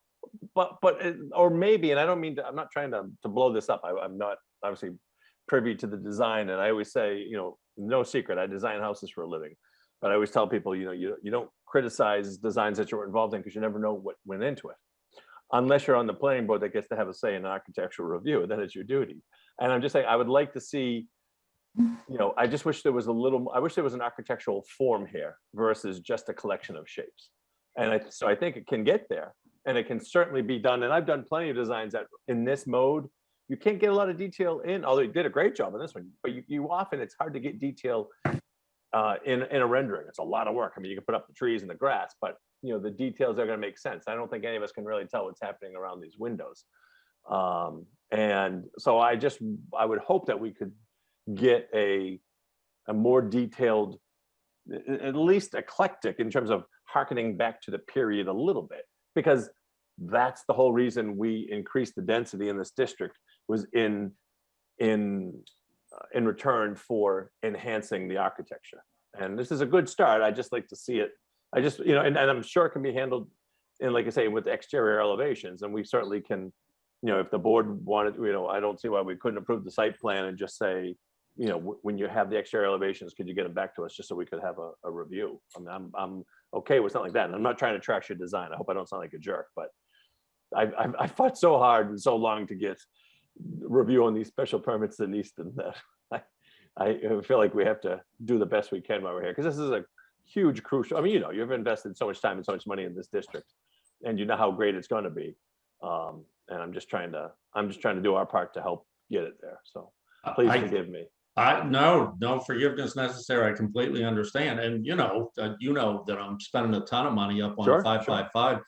I love it to look like a home run, all the way across. So and I think it can get there. It just needs a little more.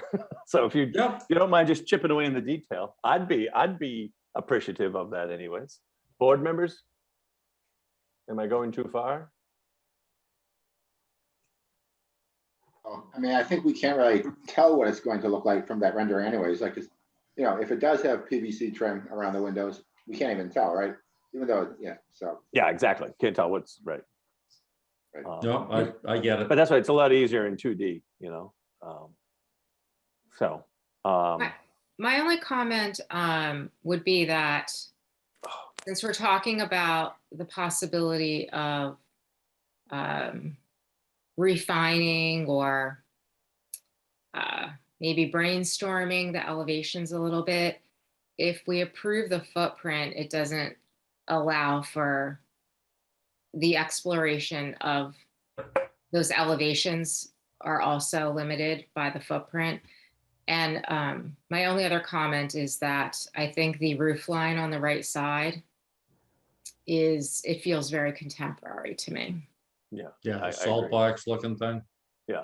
Yeah, and unfortunately, because of that, you know, it doesn't read like a traditional salt box, I think, because it's sort of sandwiched in the middle here. And that asymmetry just seems a lot more contemporary than traditional to me. Yeah, no, I agree. But I think, because I'm assuming, you know, in terms of the site plan, you know, obviously, I mean, this isn't this design still being worked on. The footprint could, you know, might change, but it's not like we're not approving. I mean, obviously, we can't. We're not approving, you know, variances. That's not our job. He's working within the footprint. But if it benefited you for us to approve the site plan, so you could get going on, you know, on sewer tie-in and such nature, knowing that you'll work with us and come back when you have the detailed elevations, certainly. I'm okay with something like that. I can't speak for the whole board. I'm only one of 5, but I think we know and hope that the buildings aren't gonna have an identical footprint anyway, so that's just, there's sort of placeholders on the plan, right? Is that? exactly. But I mean, the grading, the things that we, you know, the driveway, pretty much going to be what it is. So I think it was, as long as, you know, whether you need us to approve that tonight or you want to do it once you have it all set, that doesn't matter to us. But if, you know, I can wait, you know, see, there's no, I am going to be filing, I think they have a March 14th hearing. So Greg Swan was hoping that I could get the, you know, floor plan. You know, I'm pretty comfortable with the floor plan. And as I said before, I think the clients, you know, they just wanted the front porch. They like this plan, but it's not to say they wouldn't like changes either. So you need the site plan approved so you can go to the sewer commission? Is that the 14th? Is that what you're I don't know that for sure. So what was the 14th you just mentioned? Just sewer commission where they Sewer vote commission. to. So yeah. I mean, so do you need us to approve the site plan conditionally tonight? Does that help you, or it doesn't matter? I mean, doesn't matter. When could I get on next, do you think? Is our next meeting 2 weeks? The 14th. It's the 14th. Yeah, so 2 weeks from tonight. Is there room? Oh, yeah. For you, Rick, there's always room. So, yeah, let's shelve it, you know. Okay.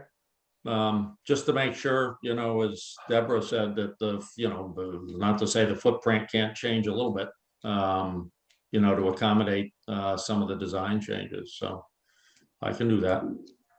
All right, great. Anybody want to make a motion to continue this to the 14th? Motion to continue 551 and 553 and 555. This is just 551. That's fine. Okay, 551 to February 14th. Kevin, second. Any further discussion? Hearing and seeing none. All those in favor, Strange, aye. Anderson, aye. Kevin, aye. Elseric, aye. All right, great. All right, so now I see 555 Foundry garage location. The floor is yours. Stephanie, is that you, or is that? I do have it. Rick, do you have that? Do you want me to share?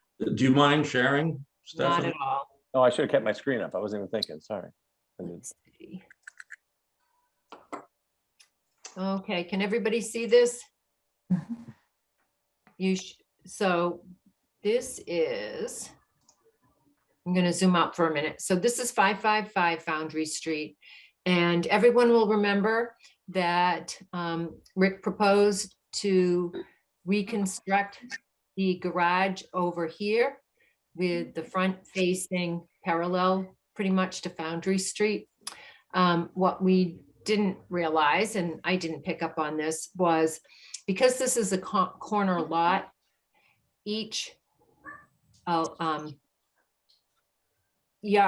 side yard is considered to be the front of the front yard along the roadway. So each property line that abuts the road is considered to be a front yard. And so the setback is 25 feet instead of 15 feet, which is what was assumed.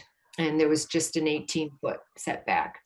So to accommodate that without a major change, what's being proposed is tilting the garage like this. So the driveway would come up and you kind of round around and move in. And so the board's being asked to look at this and consider that if it's insignificant change so that it doesn't require a modification to the special permit.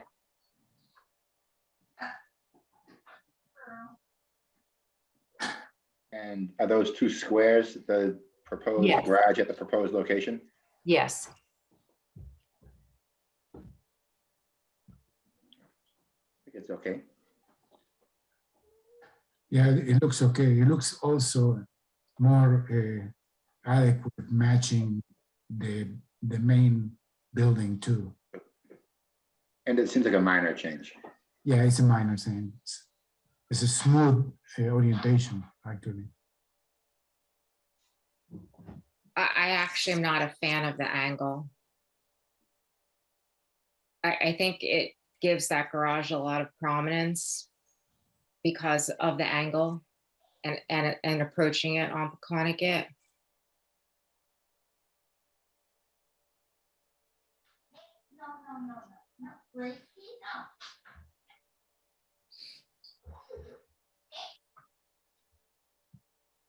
So are the options that either they have to get permission to be closer than the setback, or is there any other way to fit the garage without having it be on that angle?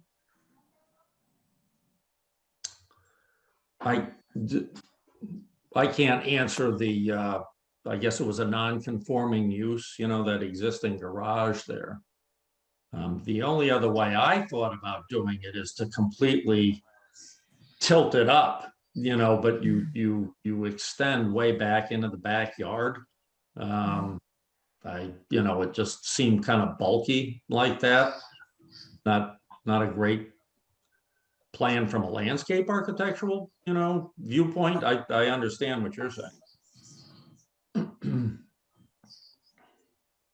And then obviously you're extending the driveway up through that triangle there, right?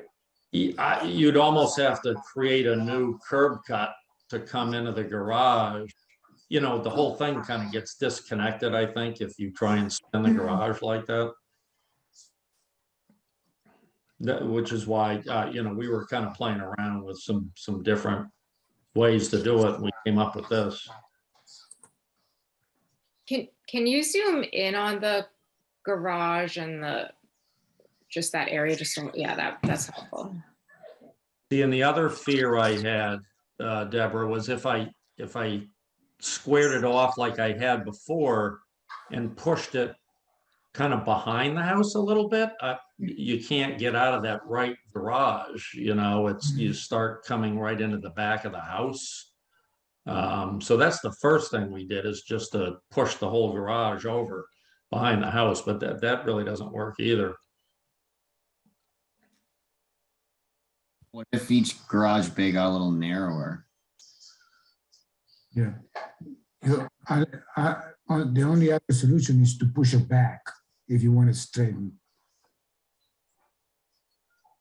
I don't know if, staggering the garages a little bit, I think we lose the architectural element, which I think we all nailed down last time, kind of that federal look.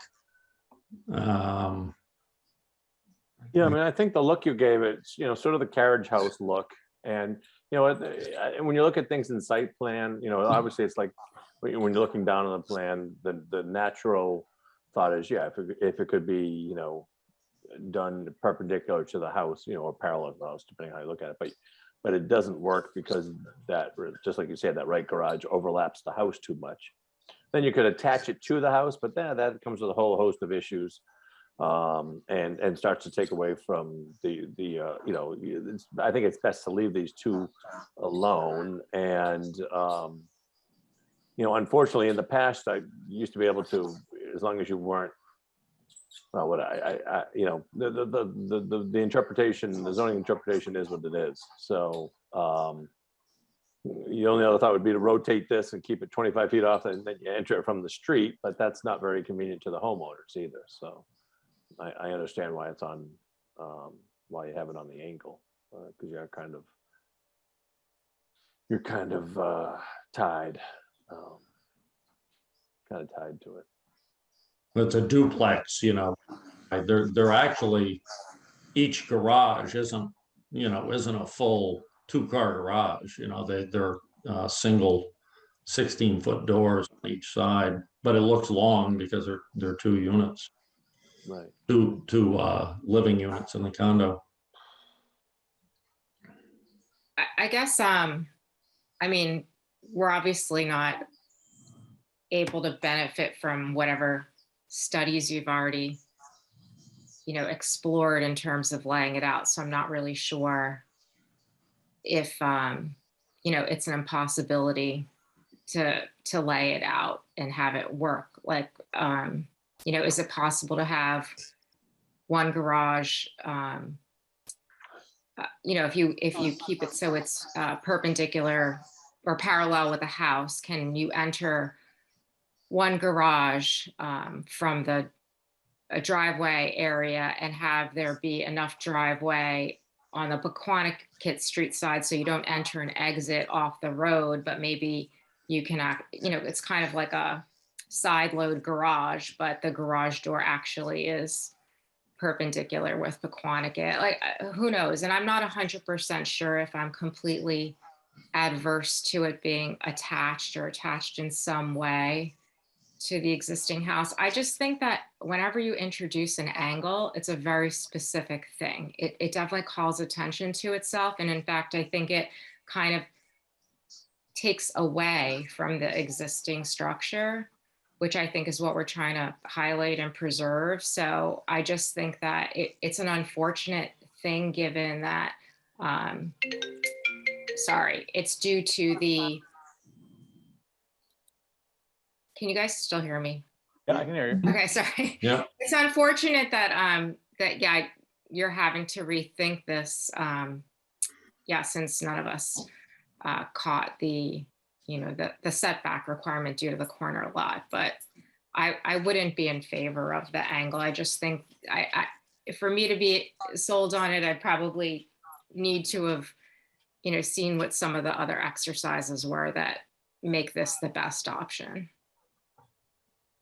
Or like, that it, because you still could seek relief, right? Would that be plan B, Greg or Stephanie?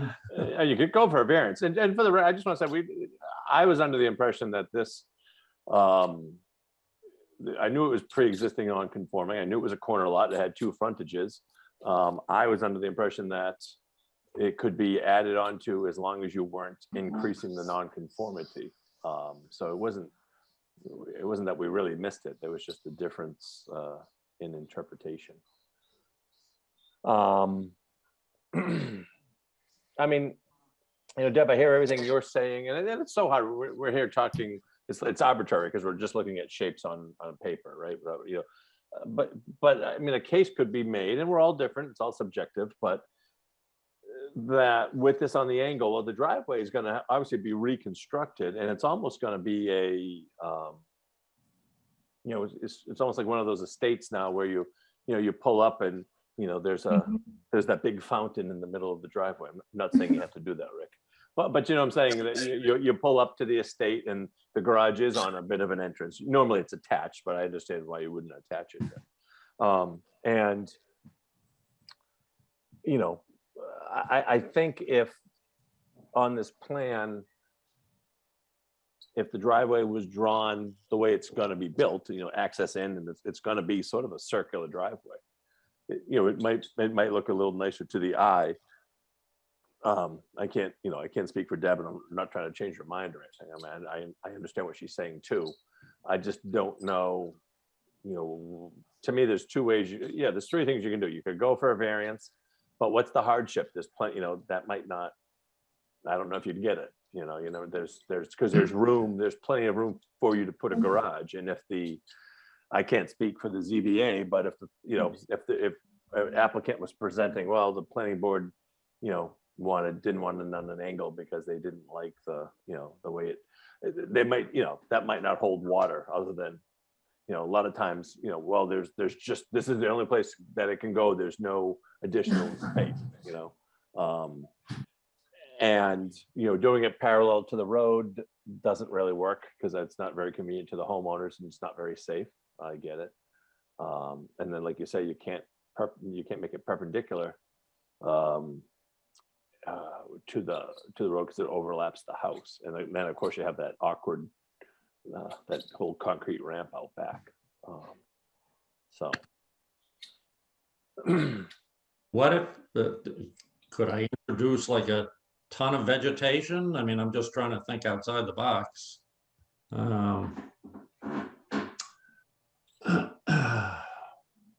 It'd almost have to be in that, that elliptical island there, where as people come up, and you'd see the garage, you could just, I think there's just two big trees there now. There's really not much in the way of vegetation there at all.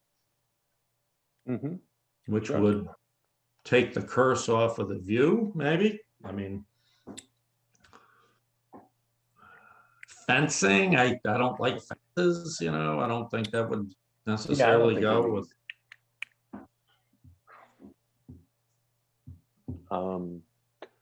Board members, what do you think?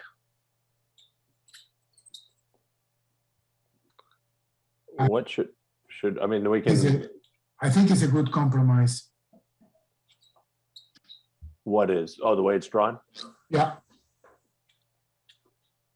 I think what may look It's awkward not on paper ideal. now could look different, like Greg says, when you do some new landscaping and new paving, it's gonna totally change the look of that space. And it may not need to be orthogonal. Yeah, I mean, I don't think it's that bad, but I think Deb's sort of right that we haven't seen other ideas. And this hasn't really contemplated, like a little more of a major reconfiguration of the driveway. I don't have like the great idea off the top of my head, but it just doesn't, I don't maybe feel like this is the only option, and maybe it's possible that there is a better option even if we just sat here and thought about it for another half an hour if we wanted to, but maybe that's not the most efficient way to do it. But if the six of us can't think of a great idea in 5 minutes, doesn't mean that there's no other way. I'm sure that Well, so why don't we do this? And again, because I don't know if this is time sensitive. Why don't we? And Rick's coming back in 2 weeks. Do you guys want to sleep on this for 2 weeks? Is that or someone can make a motion? I'm at the mercy of the board, whatever you guys want. So, but you're right. What I don't want to do is sit here and design here by committee, because it's not gonna, we won't get anywhere. So, people want to go home and sketch out site plans in their head and see if they come up with a better idea, that's fine. But I want to, it's 8:30. I want to try to. Right, yeah. But let's think it over rather than forcing a vote and Yeah, having. that's fine. Deb vote Rick, you against okay it. with Let's that? think it over. I'm perfectly fine with I that. should be back in a couple of weeks. So, all right, let's do that then. We don't. And Rick, if you did already go through the exercise of some exploratory things, I think it would be helpful to just, talk us through it. Yeah, I don't think they saved, how that goes. They just write, but what I can do is come up with, 3 or 4 different, or a couple of original thoughts, which I don't think are going to work, but I can put them on, I can have the folks put them on paper pretty quickly again. So Yeah, it doesn't take. Even if it's just kind of a rough, just a rough idea, it Right. doesn't have to be fully developed. Okay. I can do that. All right, great. So we don't really need to, we'll continue this to our next meeting. We don't really need to, it's not a formal, we're looking to revise, so I don't think we need to vote to continue. So we'll see you back in 2 weeks. Okay, thanks, everybody. That's the last thing on our agenda for you, right? I think so. All right, great. Thank you, sir. Okay, take care. All right. Board business, ZBA, excuse me, request for comment. 842 Washington Street for a variance. I don't know if you didn't look at this. This is the one we actually, a variance was granted for this. This was a house, a lot that had been, in their description, they said grandfathered. So they said it was grandfathered. The house had been demolished. They lost their conformance, so they went for a variance, and now the lot has sold and the house is slightly, there's a deck added. There was a deck missing from the first plan, I guess. So it's looking for relief, not because it's pre-existing non-conforming lot, and, or I should say it's a non-conforming lot, and for the setback for the deck to the rear property line. And we in November, we voted to recommend the variance, just an FYI.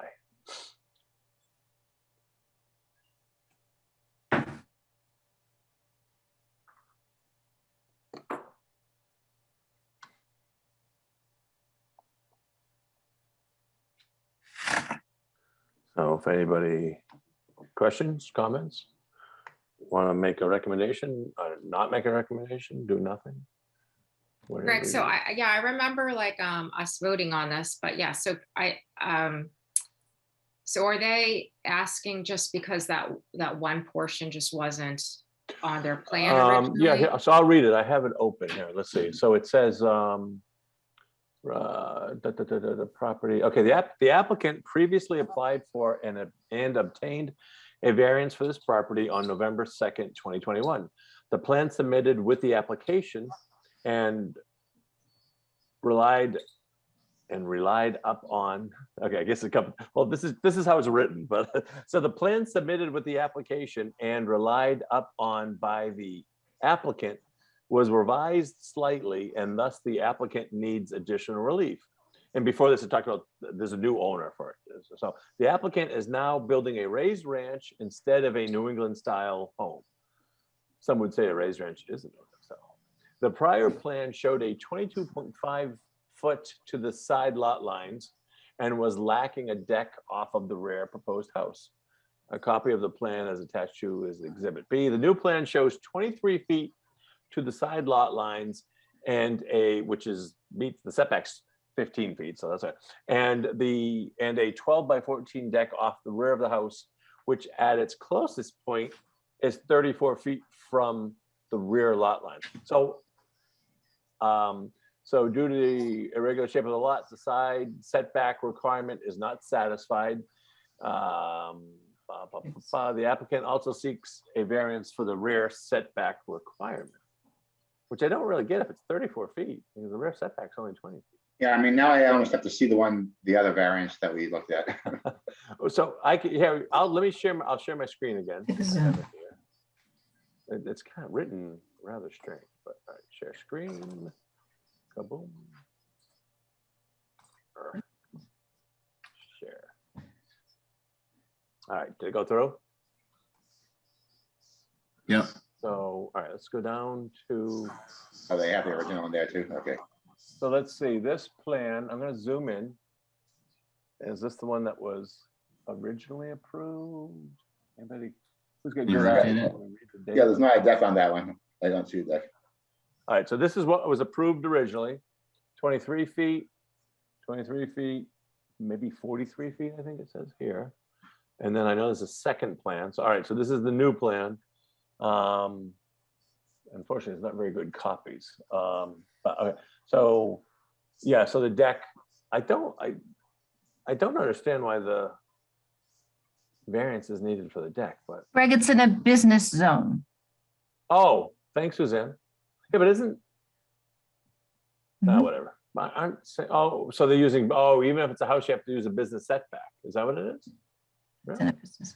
Mhm. Learn something new every day. So anyway, so, all Yes. right, so let me go. So here's the original plan, all right?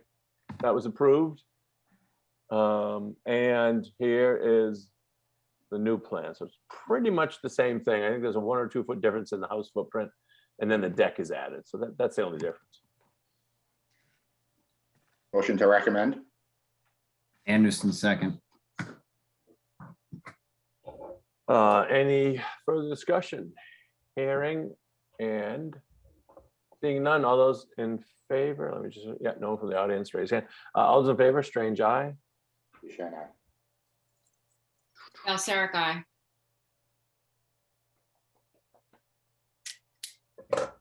Amasu, did he chime in? Kevin, Camera, there you go. All right, unanimous. Thank you. We'll get back to, so meeting, did we have any meeting minutes, Suzanne? Yeah, there We was do. one set in the pack. And Peter? they look good. I checked them out. They look good to me. Anyone else, any changes? Nope. Not a snake eyes is good with it. So why don't you make the motion there? Okay. Motion to approve the meeting minutes from the last meeting. Date, Anderson, second, January 10th. oh, thanks. Okay. All those in favor, Strange eye. Duchesne, aye. Anderson, I. Kevin, Balsaric, aye. All right, passes. Thank you. So Stephanie, so for the zoning, potential zoning amendments, do we just want to talk dates? Like, what should we do? How do you want to? Let's see.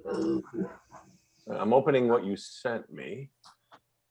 Yeah, and you know, I pulled, I think I,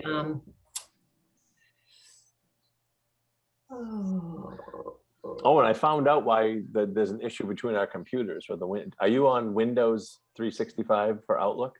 no, No, Nope. because that has an issue with Mac. yeah, it definitely is a Mac to Windows thing, Right. but none of the solutions. All right, I'm also looking for, geez, where- So 2022 zoning, potential zoning articles, in no specific order. We're talking about self-storage. It's because it's not currently listed, defined or anywhere. The Queesit smart growth overlay district, outdoor dining is not allowed. That's one thing we've meant to get in there for a few years so we can smooth out the process.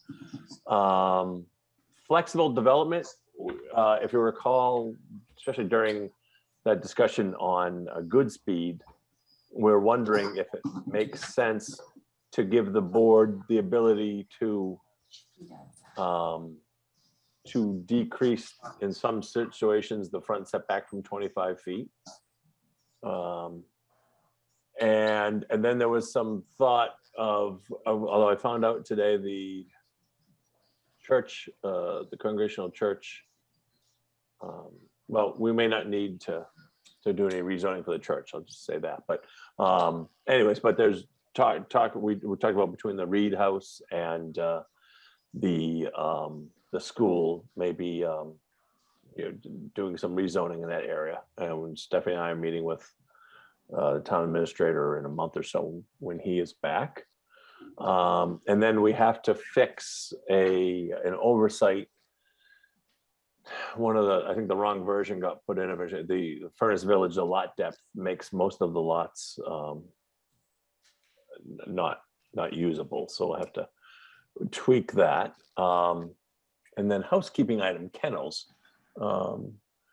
Stephanie, you have remove allowance for dog kennels in residential district by special permit to be consistent with subsection 235.14, which disallows kennels in, okay, so yeah, just so housekeeping. So we've got a couple little house cleaning things and and then oh, go ahead, I'm sorry. Oh no, I was just going to say the bed and breakfast establishment where in one area it says up to 3 bedrooms and then in another section it says 4. between 4 and 10 requires a special permit. So again, it's a. Oh, that's right. You have that right consistency. there. Yeah. Yeah. And then Deb, I know we had talked too about what we were trying to do last cycle, with accessory structures, right? On a residential lot, I guess the best way to describe that. So if we can figure something out there. So I'm trying to think, I know the other day I was looking at the spreadsheet you had, Stephanie, and so we would start looking at, Yeah, do you want me to share my screen? I have Yeah, if you the, have that, yeah, that'd be great. Thanks. yeah, hold on. We want to do something with like a function hall type use. Oh, like a club, yeah, we were talking about that too, so, but we weren't sure, that might need a little more. Yeah, But we could, yeah, well, that's another item we can bring up and talk about. let's see, there we go. And then we can get, so basically, we probably should at least start the process on January 31st. Putting the conversation out there for decide on which amendments, or if all. Okay, yeah, we can do that tonight, that's cool. Yeah, then we need to start drafting them, distribute the amendments to the board for the meeting on the 14th, which really is in 2 weeks. That's pretty fast. So we had that discussion tonight. That's right. Tonight's the 31st. Well, so if we, but here's the thing. So let's do, if we look at this, right? So self-storage, yeah, I bet you we could give it a try. We can, I've pulled a couple, you know, I can talk to you this week about it. I've pulled a couple Yep. from other towns. Yep, The outdoor dining, that's gonna be simple, right? yep, The flexible development, that's easy. That's just a discussion between us, you know, at the Yep. board, and then yep, the Center Street Depot zoning, that's a little deeper, but we can talk about that and, Yep. you know, decide. The Ferns Village lot depth, I actually, I have some, I don't want to share it now because I forgot to open up my architectural software, but at the next meeting, I can show it to us, and I've got a couple suggested fixes for it. I can just graphically show it to everybody. And then the housekeeping stuff is easy. So I think there's no reason we can't do any of that.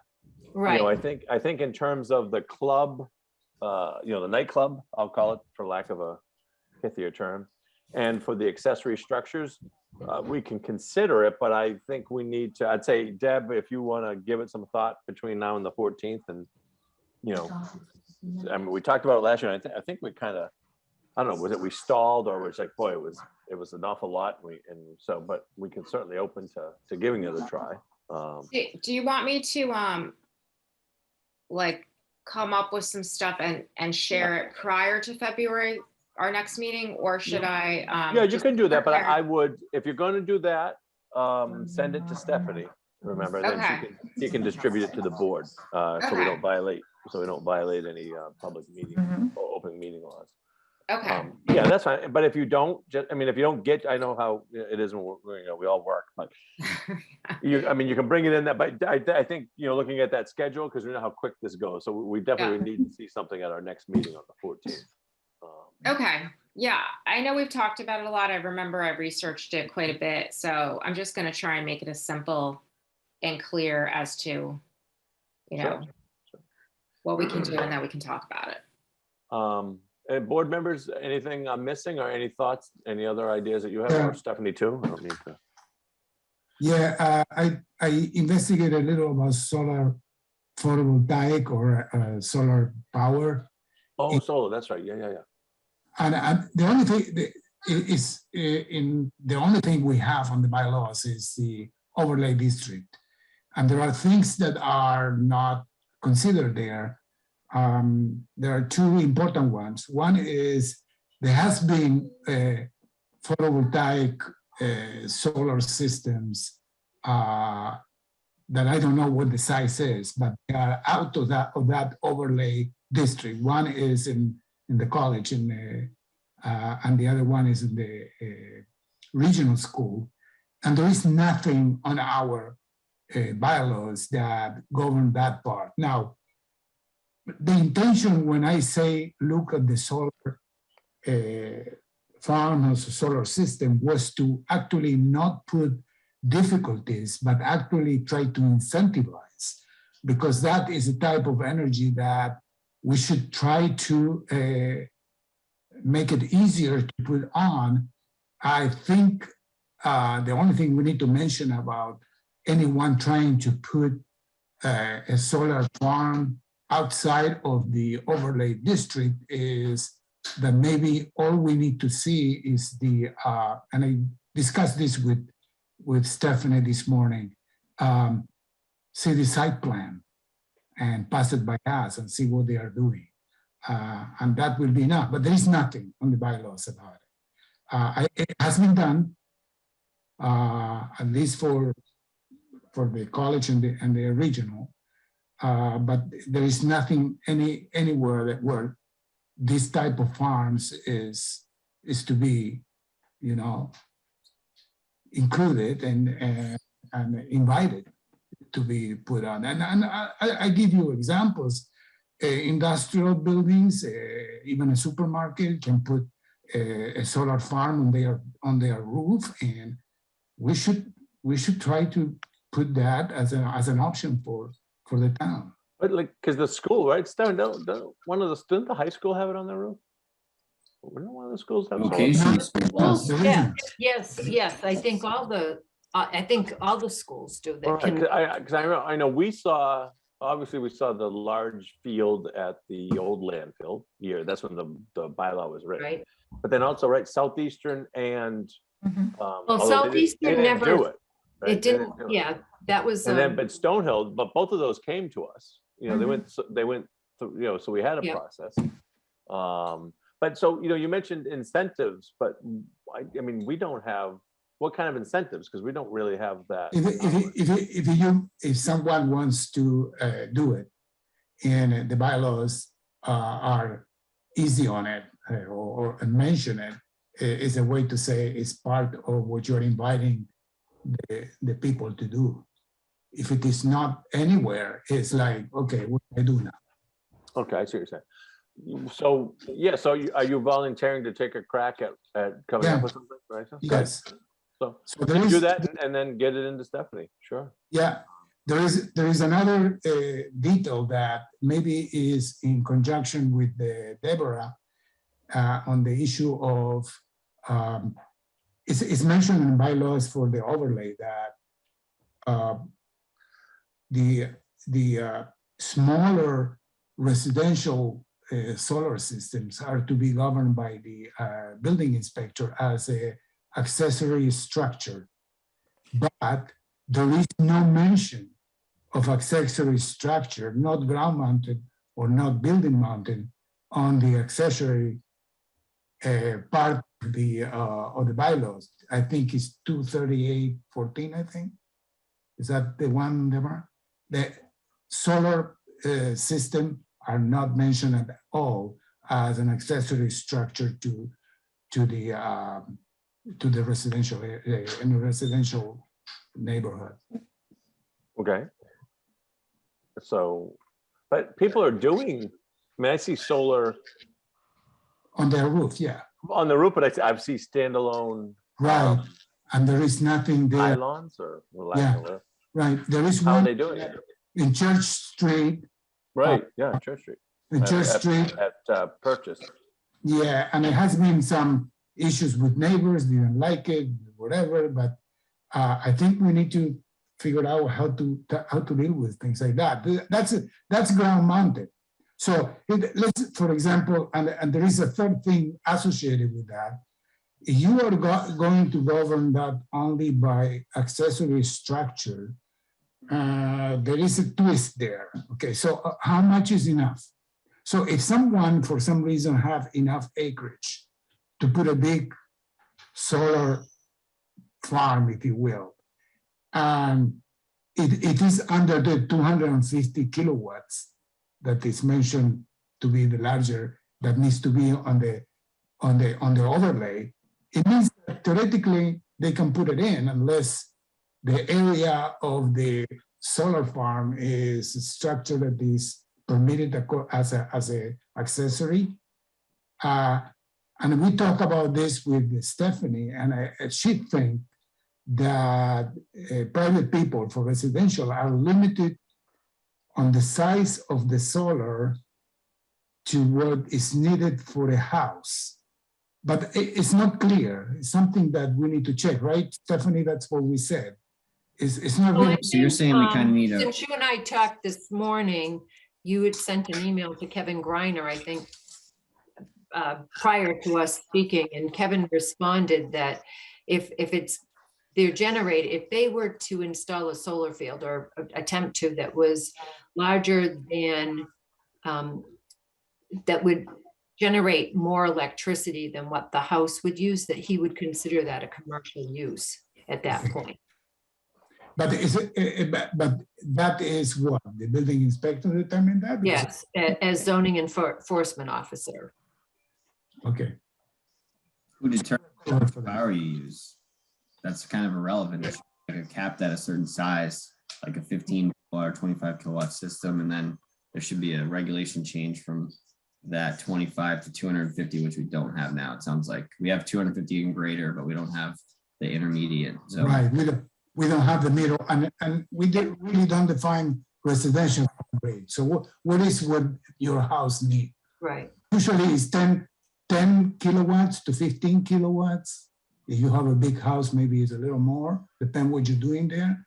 But some houses has, and you need to think that in the future, the EVs with electrical vehicles and everything else, the usage will go up. And I don't know enough. I need to invest to learn a little better to understand the implication of the size for residential. yeah, I worked Okay, at so put that in a memo and get it to Stephanie. Yeah. All right, we'll go. If you wanna Thank you. just So copy it me sounds like on you've been those. working on it. So keep digging away. And it sounds like, Chris has worked in that industry. It sounds like you guys should joint venture and you come up with a wonderful revision to the bylaw. And I was going to say, in regard to incentivizing, I know that a lot of towns, it is mostly commercial, but require with new construction that you have solar voltaics.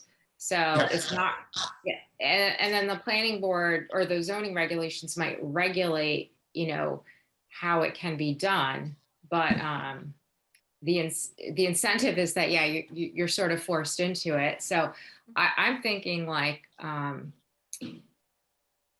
we could talk about incentives in terms of like, or it being easier, for instance, that if some of the solar voltaics were above the height restriction, that maybe that doesn't count, or, be in favor of more terraced roofs or flat roofs, because then those roofs are, capable of having photovoltaics on them more easily. So, and I haven't really researched it that much, but I'm just saying, I think, I don't know if to really get people to do them, if it's not necessarily something that is going to come from, I mean, who writes that zoning actually, like that the building is like as part of the actual permitting process, that would be something that was required. Is that coming from us? I didn't think so. Yeah. Coming from a Moss. No, that was like, when they like change the environmental standards, right, of the home sometimes. Sure. That was like, and the town voted on that, right? That was like 10 years ago or so, 8 years ago. Yeah, it was back in the day, when the Green Committee was active in those things, I think. Right. That was when they adopted the stretch code. I mean, ways that you would do it where it's within your purview and you have permitting oversight would be special permit. You could consider and special permit, the subdivision requirements, regulations, adding something in, or either incentives or some level of requirement. Well, and they also lead right I don't think that's something that, we would, to me, that would be something I would think you'd want a lot more conversation about before trying to get it to town meeting and even formulate what it would look like. Yeah, Right, but you know, zoning board. if you could, I must put down, you know, a sort of a synopsis of what you're trying to accomplish, and we can start working on it if you want. Yeah. Well, and then it's also going to tie into the accessory structures that have to do with the Right, garage. that's what he size, was et mentioning cetera. that before. So we need to figure out our accessory structures, and then we could think about how we would incorporate solar into that. Très bien. Okay. So then the last thing, so Stephanie, not to burden you, and I Yeah. watched your presentation to the select board.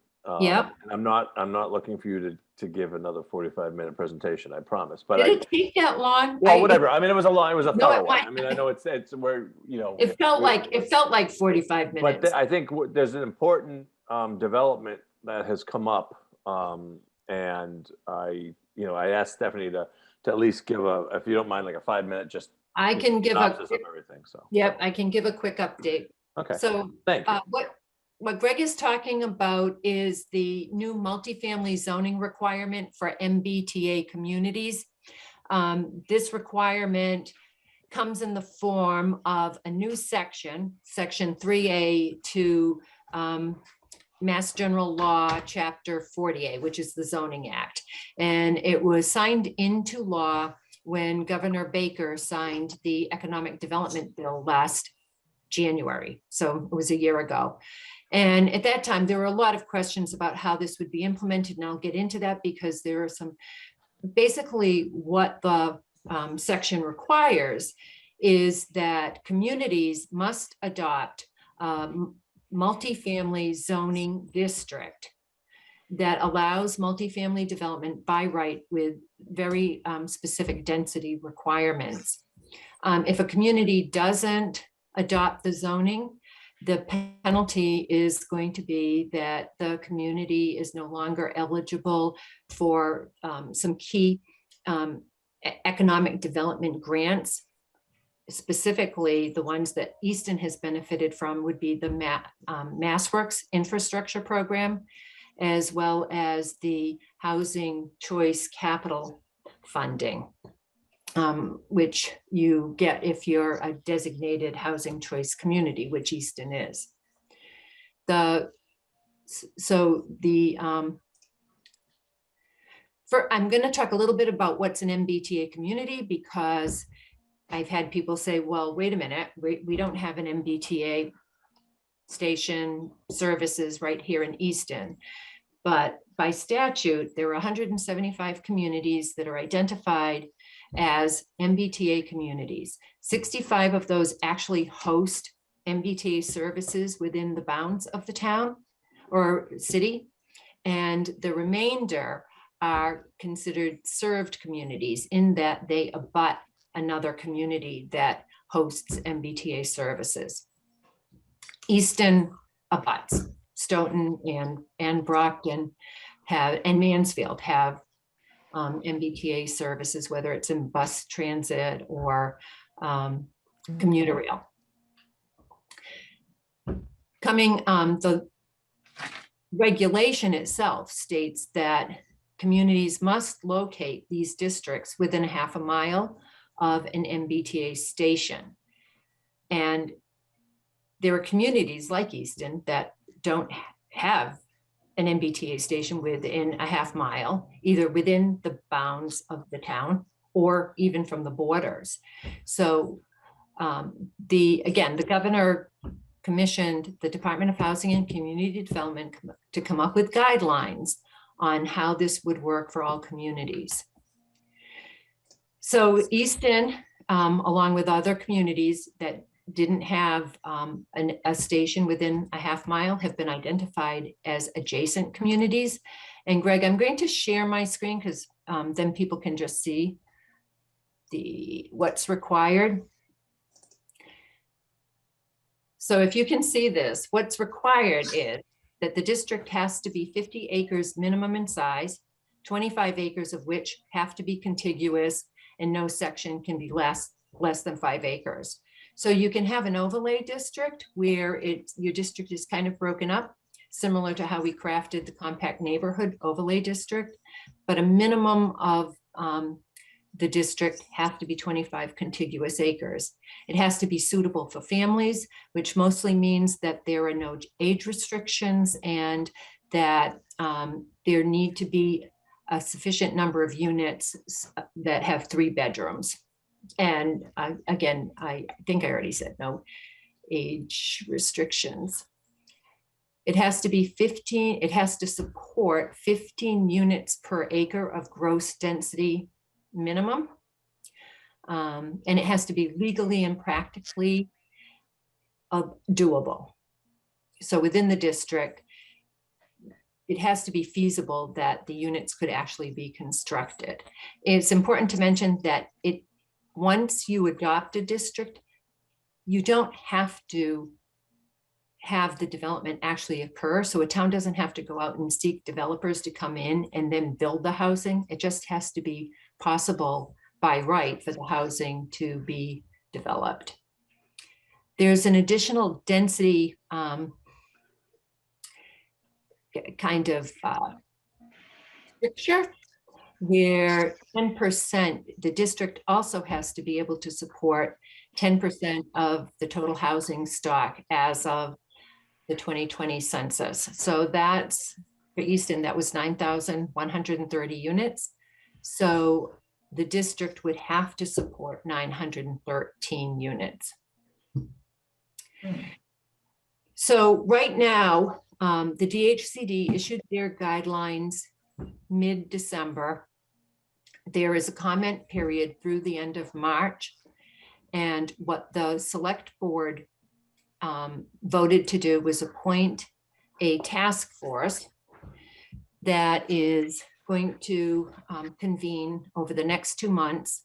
It comprises the chair of the planning board, who would be Greg, the other land permitting board, the Conservation Commission, the Finance Committee, the chair of the Economic Development Council, the chair of the school committee, and the chair of the select board, myself, and the community planner. The purpose of that team is to start reviewing the guidelines, consider how Easton might implement it, and start developing the comments to submit back to the Department of Housing and Community Development. And also to initiate, there's some steps that the town has to take to stay in compliance during the interim, between the time you start the process and then adopt a district, if the town decides to adopt a district. So Greg, you watched it. I don't think there's really anything I missed. The key deadlines, March 31st is the deadline for comments. Then by May 2nd, you submit, it's basically a form that the town completes, giving some information to the DHCD, and that will allow the town to stay in compliance until they adopt a plan. There's an action plan that needs to be developed that talks about how the town is going to achieve the adoption of the zoning. And then by December 31st, 2024, that's the deadline for actually adopting your district. And again, if a town doesn't adopt a district by that time frame, then you would not be eligible to apply for those grant programs. So thank you, Stephanie. So, so the reason, so this is pretty big. I was hyperventilating when I heard this. You think of how being the planning and zoning board, how hard we've worked over the past decade, many of us, to create,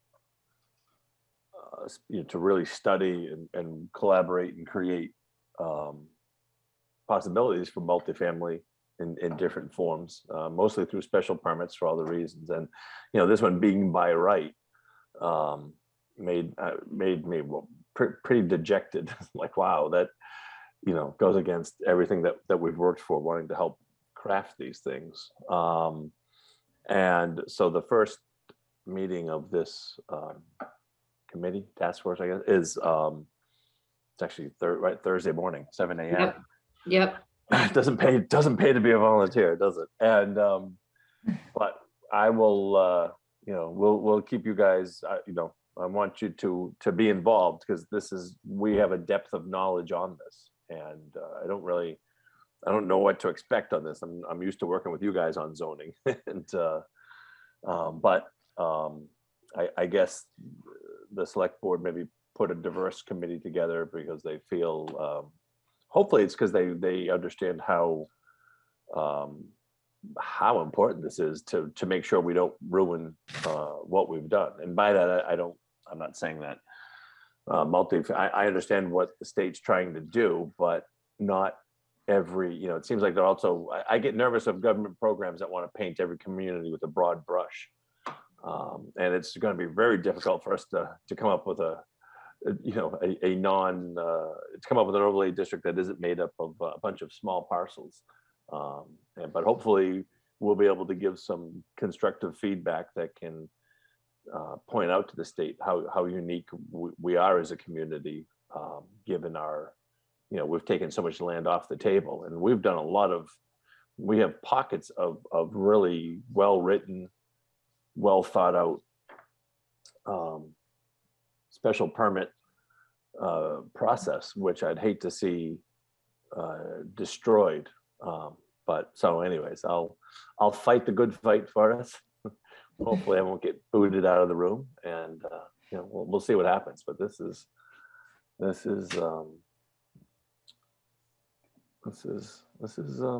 a scary one. So Yeah, anyways, but I thought it was important. I asked Stephanie this is going really fast, and I asked Stephanie to just present this to you guys a little bit tonight, because this just came up, and I wanted y'all to be aware. A couple of other points I want to add is your district can absolutely be built upon already built multifamily areas. So you can count those into that number and density. So for example, Avalon already has the area that they occupy is a density of 15 units per acre. So, you know, that might be a starting point. There are other locations, but again, that's absolutely one of the reasons, Greg, the planning board is part of the Is it retroactive? represented group too. What amounts? What'd you say? Is it retroactive, or is Yeah, you have a new zoning? no, as I understand it, right, it can be anything that Has been done. that exists, right? Yes. Like she just talked about Avalon. There's a couple of, but you can't have. It has to be. I was reading through the laws the last couple of days, and it talks about. I forget. You know, it can't be. It can't restrict children. I forget the exact phrase. And Yeah. but what that means is, you know, so what the zoning that we've written for, and you can't limit the size. So the zoning that we wrote, like, there's been no discussions yet, or at least that I've been privy to, in terms of what areas we're talking. But the compact neighborhood at the Foundry, the you know, the 55 and over behind, you know, the original Queesit building, those won't be able to be counted because they restrict size. And even the Queesit commercial district, the way it is right now, the way you know, we have it written in, we limit the number of bedrooms and the size of the units. So as those stand in their current form, but you know, but hopefully, you know, this part of this is a comment period. So, and I haven't just starting to dig into this, but you know, hopefully, all the work that we've done in this town, and not just this board, I mean, the select board and you know, Stephanie and her department, you know, we've done a lot of work on a lot of different types of zoning. And I would hope that, and if you look at our SHI number, you know, our percentage of affordable housing is, you know, we've been really retroactive for a town of this size and demographic and where we are. So, you know, hopefully the state you know, I hope, I mean, again, there has to be, these politicians are gonna have to be somewhat malleable with this process because not every community is the same. And we've done such a good job in protecting our environment and taking, you know, and protect, you know, protecting our resources by taking all the land off of the charts, but it's good. But when you look at it through the lens of this new, these new laws, where we shot ourselves in the foot with that, because I mean, it's really, when you start looking at the requirements, it's gonna be hard. It's just, you know, Easton, we don't have a lot of 5-acre parcels kicking around that can be developed. So That's Well, yeah, that's the way big government controls through the money. yeah, I'm not gonna make any comments on that, but you know, it's You can give up the money and we are very perfectly okay. yeah, well, you know, you know, it's interesting. I've received, as through tonight, and this has just gone up, I've received 13 calls and or visits from residents who are up in arms on this thing. And so it's interesting. So it's, you know, hopefully this task force will, you know, I'm proud of the outreach we do with the citizens, you know, on the stuff we work on. And I'm gonna stress that. When I'm participating on this, that, you know, we need to, you know, we need to look at a lot of things because this is big. You know, this is really, this is a very blunt tool, and blunt tools can be scary. So doesn't mean they don't have a good intention, but I mean, there's, anyways. So Stephanie, thank you for that presentation, and I'm imagining we're going to be having lots of meetings in a really short period of time. So we'll be updating you guys at every meeting, you know, and they're all public hearings, so you certainly can tune in. You know, but so with that, so I think that's everything, right, on the agenda. Yep. Yep. So who wants to sing us out? Motion to adjourn, Kevin. Anderson, second. All those in favor, strange eye. Sarah guy. Very good. All right. Thank you, Stephanie. You're welcome. Have a good Thank night, you, Joe. everybody. Thank you, board members. Thank you, Easton. Although I think we've lost everybody at this point. Thank you, Suzanne. Thank you. Have a nice night, Good night. everybody. Good night.